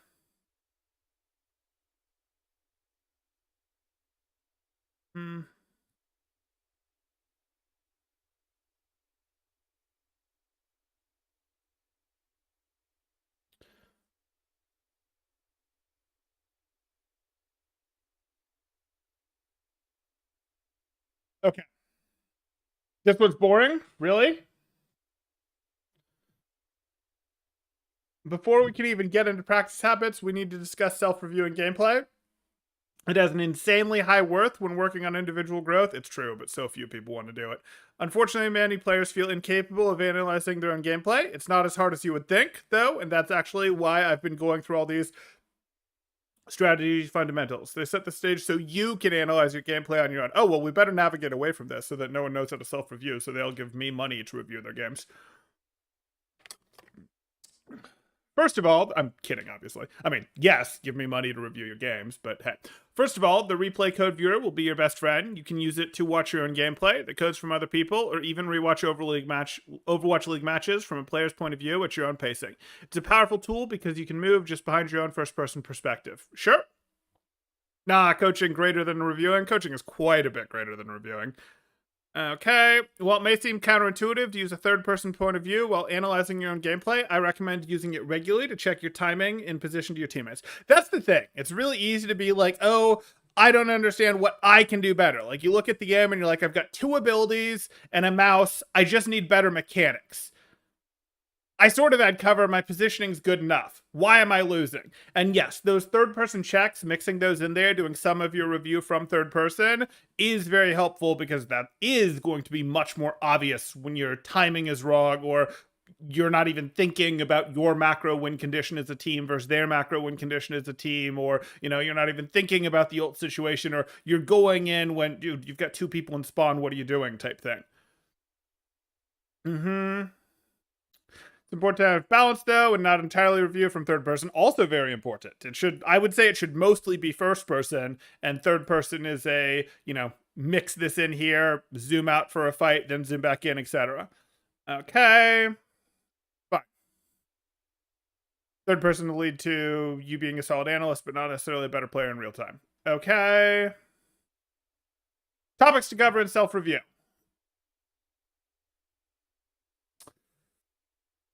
Every lost fight comes from inefficiency. The easiest way for a beginner to self-review will be to look at any difficult-to-win situations they encounter, then try to understand how the situation emerged. There are symptoms and there are root causes. Okay.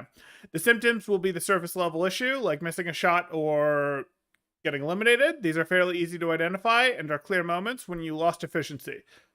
Yeah, but usually when you miss the shot and then got eliminated as a result of missing the shot, usually that's because you put yourself in a bad situation to start with. So usually it's rewind another 10 seconds. From there, ask yourself, what puts yourself in that situation? Because we want to find root causes. Right. For example, if you died from missing one shot, maybe you played more aggressively and more away from cover than your aim can support. I wouldn't even say it's a then your aim can support. I would say it's a like, because again, the game is going to make matches where, oh, well, my aim can support playing in this aggressive bad positioning. No, it can't, because the game found you a roughly even lobby, and it's always going to do that. Yes, you might get a lobby where you're, I don't know, a plat player in a gold game, or you're a GM player that's found himself in a Masters game, or, you might get any of those things because, hey, they absolutely happen. But like, that's not most of your games. What you're looking at for most of your games is the lobby is roughly at your level. So no, instead it was if you left cover, you should have had the resources, or you should have known that you were pursuing someone who was light on resources, who's having to retreat, that sort of thing. So I don't love this line, but okay. It's like suggesting that, well, people who have worse aim should play with more cover, and people who have better aim can wander further away from cover. Like, if you have confidence, you shouldn't have confidence because your aim is better or worse, though you should get your aim to a level that you do have enough confidence to feel like I belong in this lobby.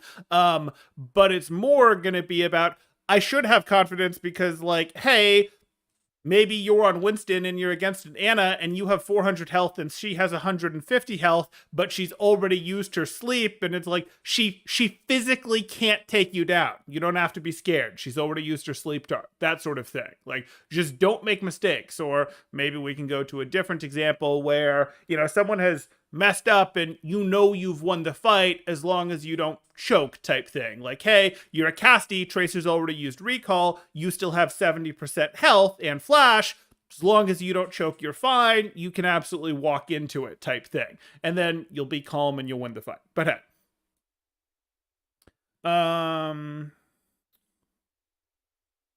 Fundamentally, most unfavorable situations come down to your poor positioning, timing, or resources usage earlier in the fight. If you don't have a clear loss in efficiency but failed to have enough impact to win, ask yourself if you were perhaps too passive or still not efficient enough. Or ask yourself if two people on your team got eliminated before anyone on your team was set up. But what reason or logic led to the actions you took? Now, I mean, that's the thing. You have to just discount those ones. Did your reasoning work effectively? 2, how can your hero and their resources contribute to your team's goals right now? So let me look at this. 1, what reason or logic led to the actions you took? Did your reasoning work effectively? 2, how can your hero and their resources contribute to your team's goals right now? Okay. What were the most likely benefits costs of your actions and the most extreme risks rewards? Okay. Was there more efficient actions that have a better ratio of benefits to, so constantly run cost benefit analysis. This is just said, what was the plan? Constantly run cost benefit analysis. Yes. Being able to constantly run cost benefit analysis is a very successful life skill. Too much. Okay.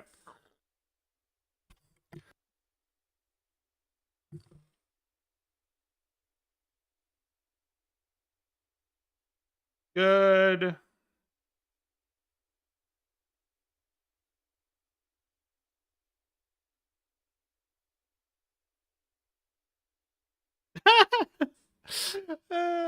Always be alive when your team gets 5 warped as Torb. That's the key to getting your 25 person kill streaks. Okay.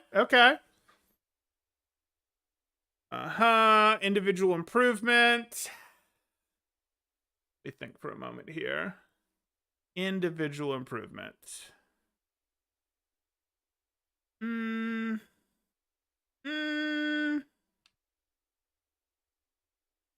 don't know. I don't know if we're... Oh, we already have an individual improvement. We just did how to self-review from it already. Okay, so what else is an individual improvement? Nah, I think we're good with that one. Continue through. Organized team dynamics. That could be fun. Ooh, I want to see what you think about some of this. Sure.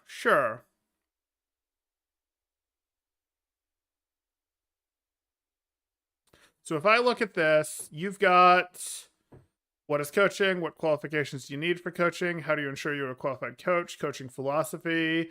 Oh, this is less fun. I thought you had more staffing stuff in here because it says staffing over here.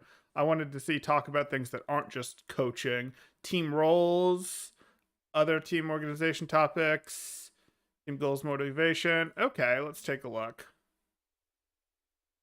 Thoughts on teams are speculative, some degree of experience thanks to helping found and operate a Diamond Masters team for half a year. Yeah, unfortunately that's not much experience in this world, but that's okay. From a how do teams and team dynamics work. Let's take a... This is just sort of the heroes.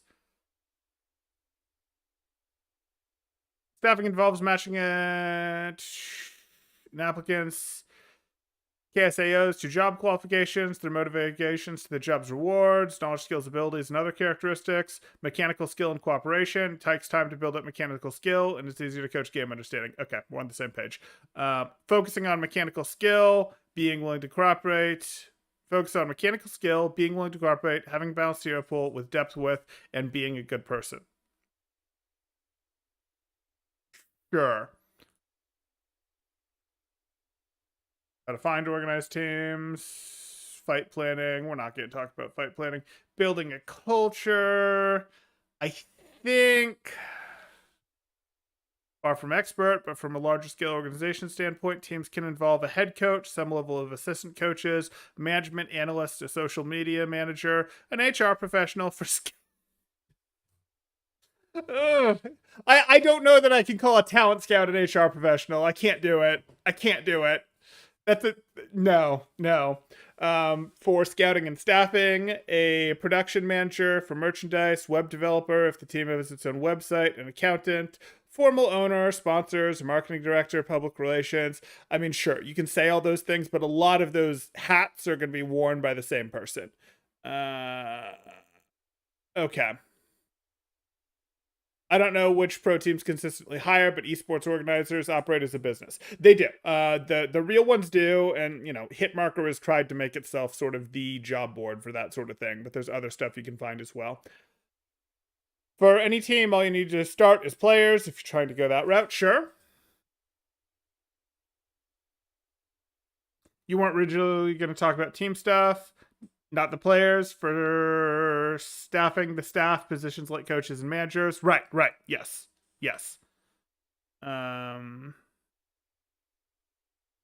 Okay.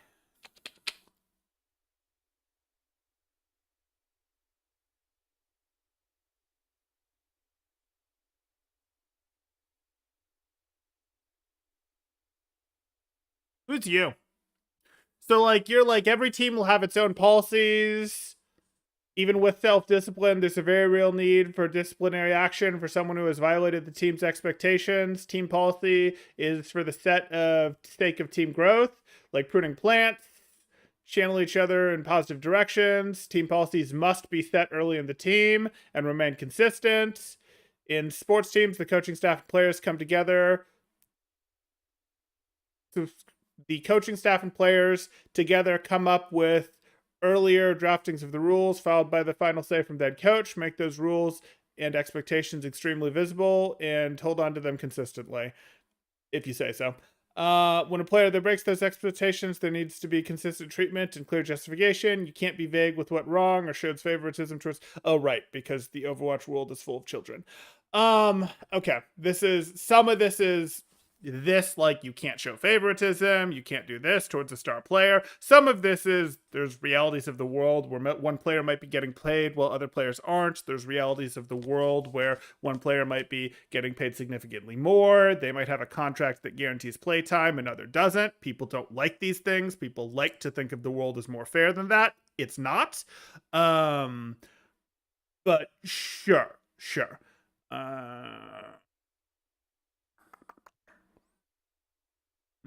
Coaches tend to find harsh public criticism to be ineffective. Yeah, it's ineffective and it doesn't reflect well on your org either. The priority should be the players involved in establishing team culture, then maximize transparency to build trust onwards. Okay, so you do ultimately put this on the coach. You can do that. Sometimes the coaches have their hands tied. Sometimes there's contracts. Sometimes the org, who is generally above the coach in actually paid settings, will say, no, this is how we're doing it, that sort of thing. Yeah, that's life. But many teams outside of L are player-led, so it's hard to enforce. Exactly, Mercedes. Exactly. It's like, oh, let's come up with an agreement between the staff and the players of what policy should look like, what the plan is, and then you have a team where it's like, okay, that's cool and all, but like, this was a player-led team. Like, if you look at American Tornado went and added Wheats as a coach, as I understand it, after they were formed. That team was already there, was already happy, was very much a player-led team, and Weeds kind of came along for the ride. I'm not claiming Weeds didn't do coaching stuff with them, for example, but I think it's very unlikely that he was in a position to go, we're benching you if you do this thing, or, hey, absolutely not, you're off the team. And, I'm just using him because it's fairly public knowledge how that team formed, etc. Yeah. Now, over at ISU, does he have more authority over this team? I would expect so. I would expect that he does. I suspect that Flutie has more authority still, because American Tornado's spiritual successor was Redbirds, and that's how that works. But hey. Yeah, but they had very aligned goals, just as players, and aligned attitudes. To a degree of it was unspoken contracted behavior. But yeah, I basically talked only from coach perspective here. Sure. Okay. Team cohesion culture, around transparency, trust, and communication. Those are just HR buzzwords. What happens to no buzzwords? An environment where people feel safe will be one for the most productive growth.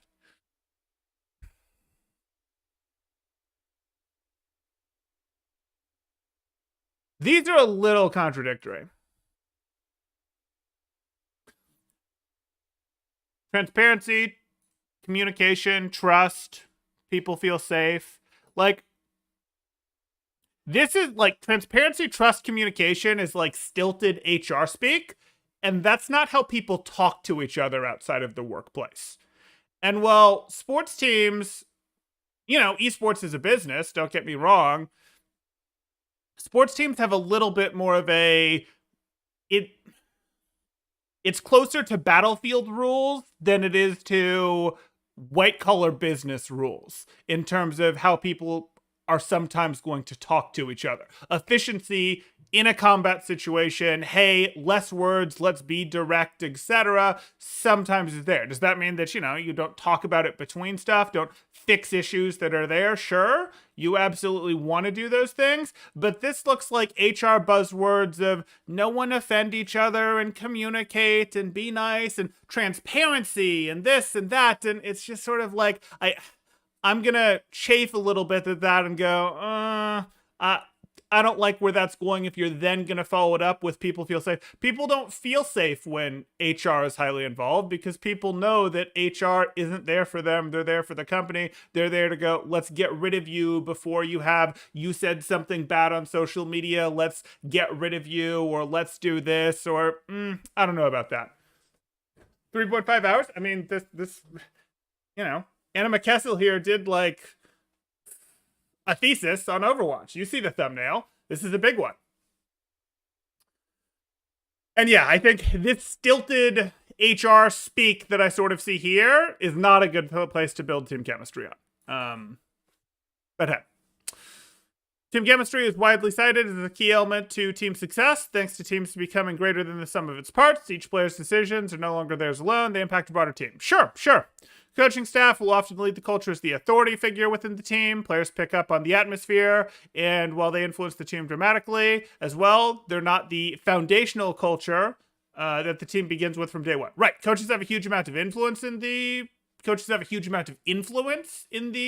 culture. They try to set the culture. They do what they can there. But ultimately, this isn't football. Your coach isn't the one calling the plays in the match. Your coaches can't talk to you if you're playing by official rules while you're playing the match. They can only talk to you at pauses between matches, etc., or between maps, etc.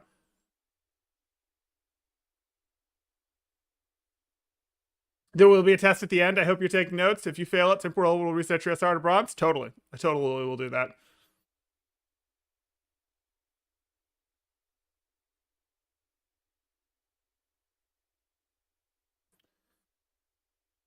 Tyler says, sometimes I've placed bad and slipped into bronze, and it's pretty chill, to be honest. Don't threaten me with the chill time. Fair. Coaches should strive to have an individual relationship with each athlete and honest communication. If you don't have transparency, players can't trust your words. Sure. They assume there could be motives behind the scenes, issues you're hiding, or more. The instant you lie to them, that relationship takes damage. And in the Overwatch scene where players and staff have high turnover, I don't think teams can afford to have compromised relationship building. Sure. I'll agree with most of that. Unfortunately, the same turnover and low pay beneath the absolute top means that often staff or players can't sacrifice the time needed for this level of closeness. Yeah. A family like team culture based on mutual respect should be a team's environment goal. Okay. But again, a team culture based on mutual respect, a family like team culture does not necessarily go with transparency, trust, and communication. Like, that's HR speak.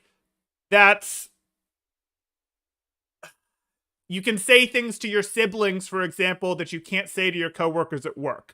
You can say things to, people who it's like, hey, you can't get rid of me, I can't get rid of you, that you can't say at work type thing. So, And I'm not saying that the family thing is bad, by the way, because you're sort of stuck together and go, okay, let's accomplish this family's goals type thing. But, okay.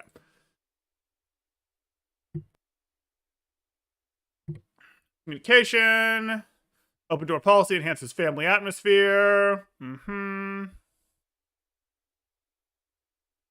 Mid-scrim communication depends on individual coaches. Can't comment on it besides my personal preference. I find it inefficient. Yeah. It's rare, but sometimes you do it. Sometimes you do it if your team is struggling with something, or if you want to insist that your team continue doing something that isn't working for them because they're close to a breakthrough, or they have to solve it and you're not going to allow them to swap a comp, something like that. I did a little bit of, for example, in my last scrim, my team was struggling to break a composition that they were doing just fine at breaking last semester, and they'd struggled with it on a couple maps, and I was, a bit forceful with them mid-scrim there, and then sure enough, they broke it, and they won the next two maps by beating it, and this team that thought they had the counter to what we were doing was like, wait, what? We thought we had this beat, and, okay, that's what you want out of a scrim. So it's rare, but it can make sense. You can't communicate much in the middle of a scrim, and usually if you commit to communicating during a scrim, you're talking over game time. You're effectively sacrificing time off the clock if you're not pausing, and you're effectively going, whatever they were planning, whatever they're doing isn't going to work. Let me line them back up and remind them what the heck they're supposed to be doing. It happens. Similarly, mid-match at halftime breaks or between maps, you usually only want very technical adjustments along with some positive confidence building statement. And you guys will hear that. It's going to be very rare that you'll either hear adjustments in terms of, because I I stream a lot of our Northeastern matches, and you can hear me talking to the players between matches or between maps, and you're going to hear that. Most of the focus is on keeping them leveled, keeping them where I want them to be emotionally so that they perform at a consistent level there. That's what most of that time is used for. Some of it is going to be, okay, you guys are missing it, or I need to remind you how to handle this sort of thing, or hey, you guys are sort of missing how much their Soldier McCree brawl comp is alternating between the Soldier and the Castiaf angling. But it's going to be small adjustments to like, hey, this is how you deal with this composition. You've dealt with it before, remember type thing. Most of it is going to be, let's keep you leveled. And I'm glad that's been correctly caught out here. It's not the, yes, let's redefine our strategy. Diva, you go mark that person. Lucio, I need you to go do that.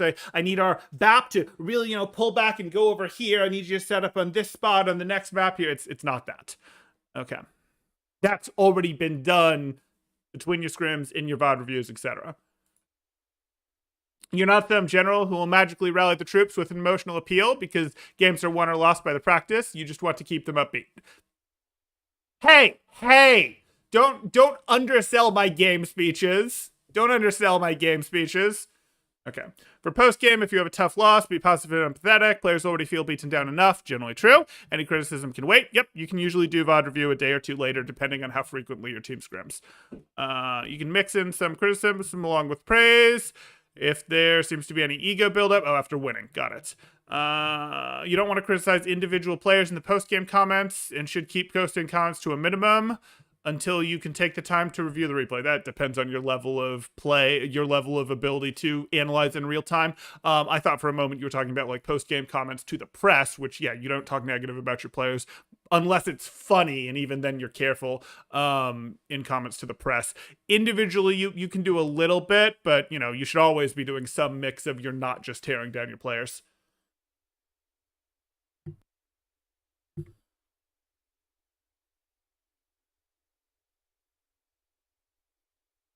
Okay. You retain players and staff by having aligned goals. Sort of. You retain players and staff by making progress towards your aligned goals. Okay. And AMA on professional coaching with Spilo. Reviewing the Washington Justice recruiting with Depe.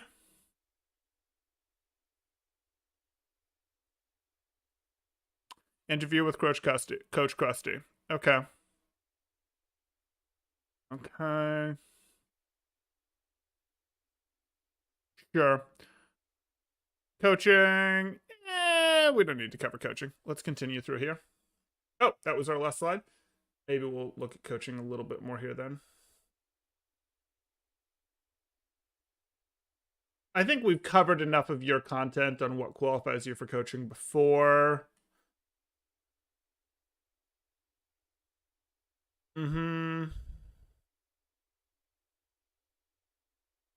Information cross-checked against other resources. Sure. Information should be endorsed by reputable sources. Somewhat. Makes logical sense. Most important. 1, 2, distant third.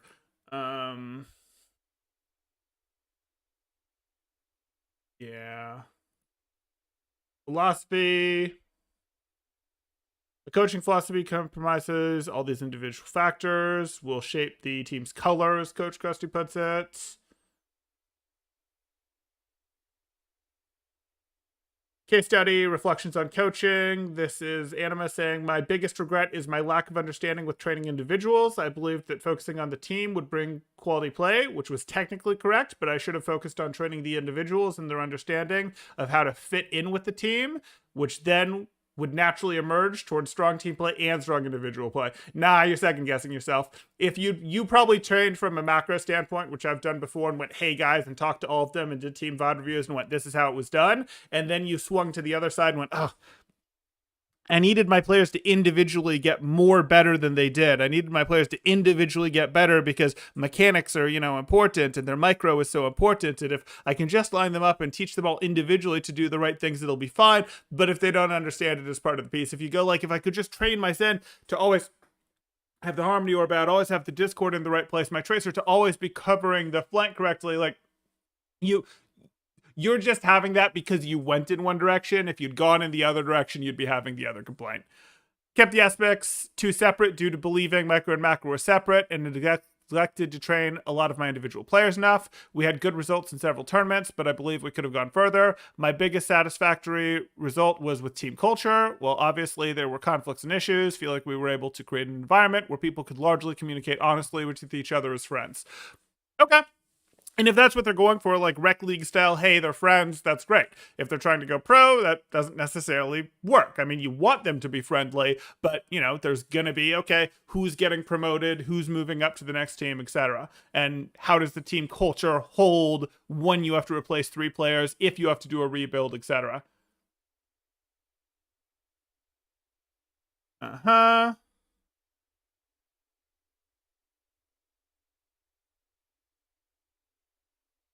Okay. As for some feedback from the team, they felt my education about angles, timing, and decisiveness had big benefits. Even with your perceived lack of attention on the individual, your players felt like your coaching was helpful. Many of them climbed into masters, whether it was actually a factor that you'll never know. They felt the recruitment trials went well. It was largely a fun environment. However, you lacked goals outside of our tournament since there wasn't a set session and improvement was too vague. We had less understanding on specific compositions because of more generalized macro training and being more realistic with application of fundamentals. Okay. Your hands-on macro is too abstract. Yeah, but it would have been very easy to err in the other direction as well. Okay, let's take more. Yeah. Okay, that's fine. I think we're gonna go ahead and wrap it up here. Covered individual team. We talked some about individual improvement. Yeah, we've covered plenty of this. It's been 3 hours and 38 minutes. If you guys have questions, throw them up in chat. I've mostly kept up with you guys there. If you're enjoying the content, do feel free to drop a like. Consider subscribing if you haven't already done so. If you would like to get coaching, you can join my Discord in the description below.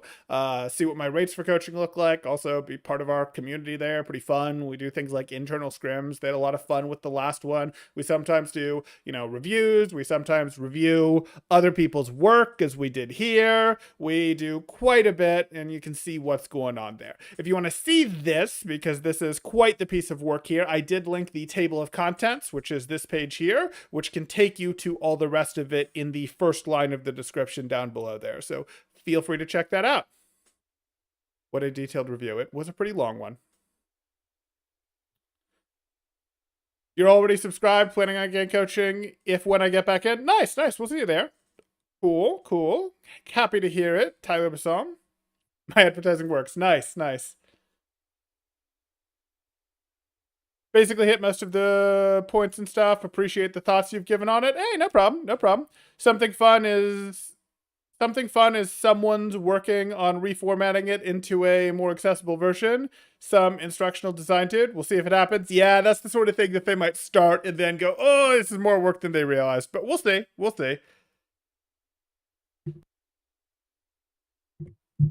Resetting people's SR to bronze. 23 record. That must have been your Torb kill streak. Anything else to catch up on here?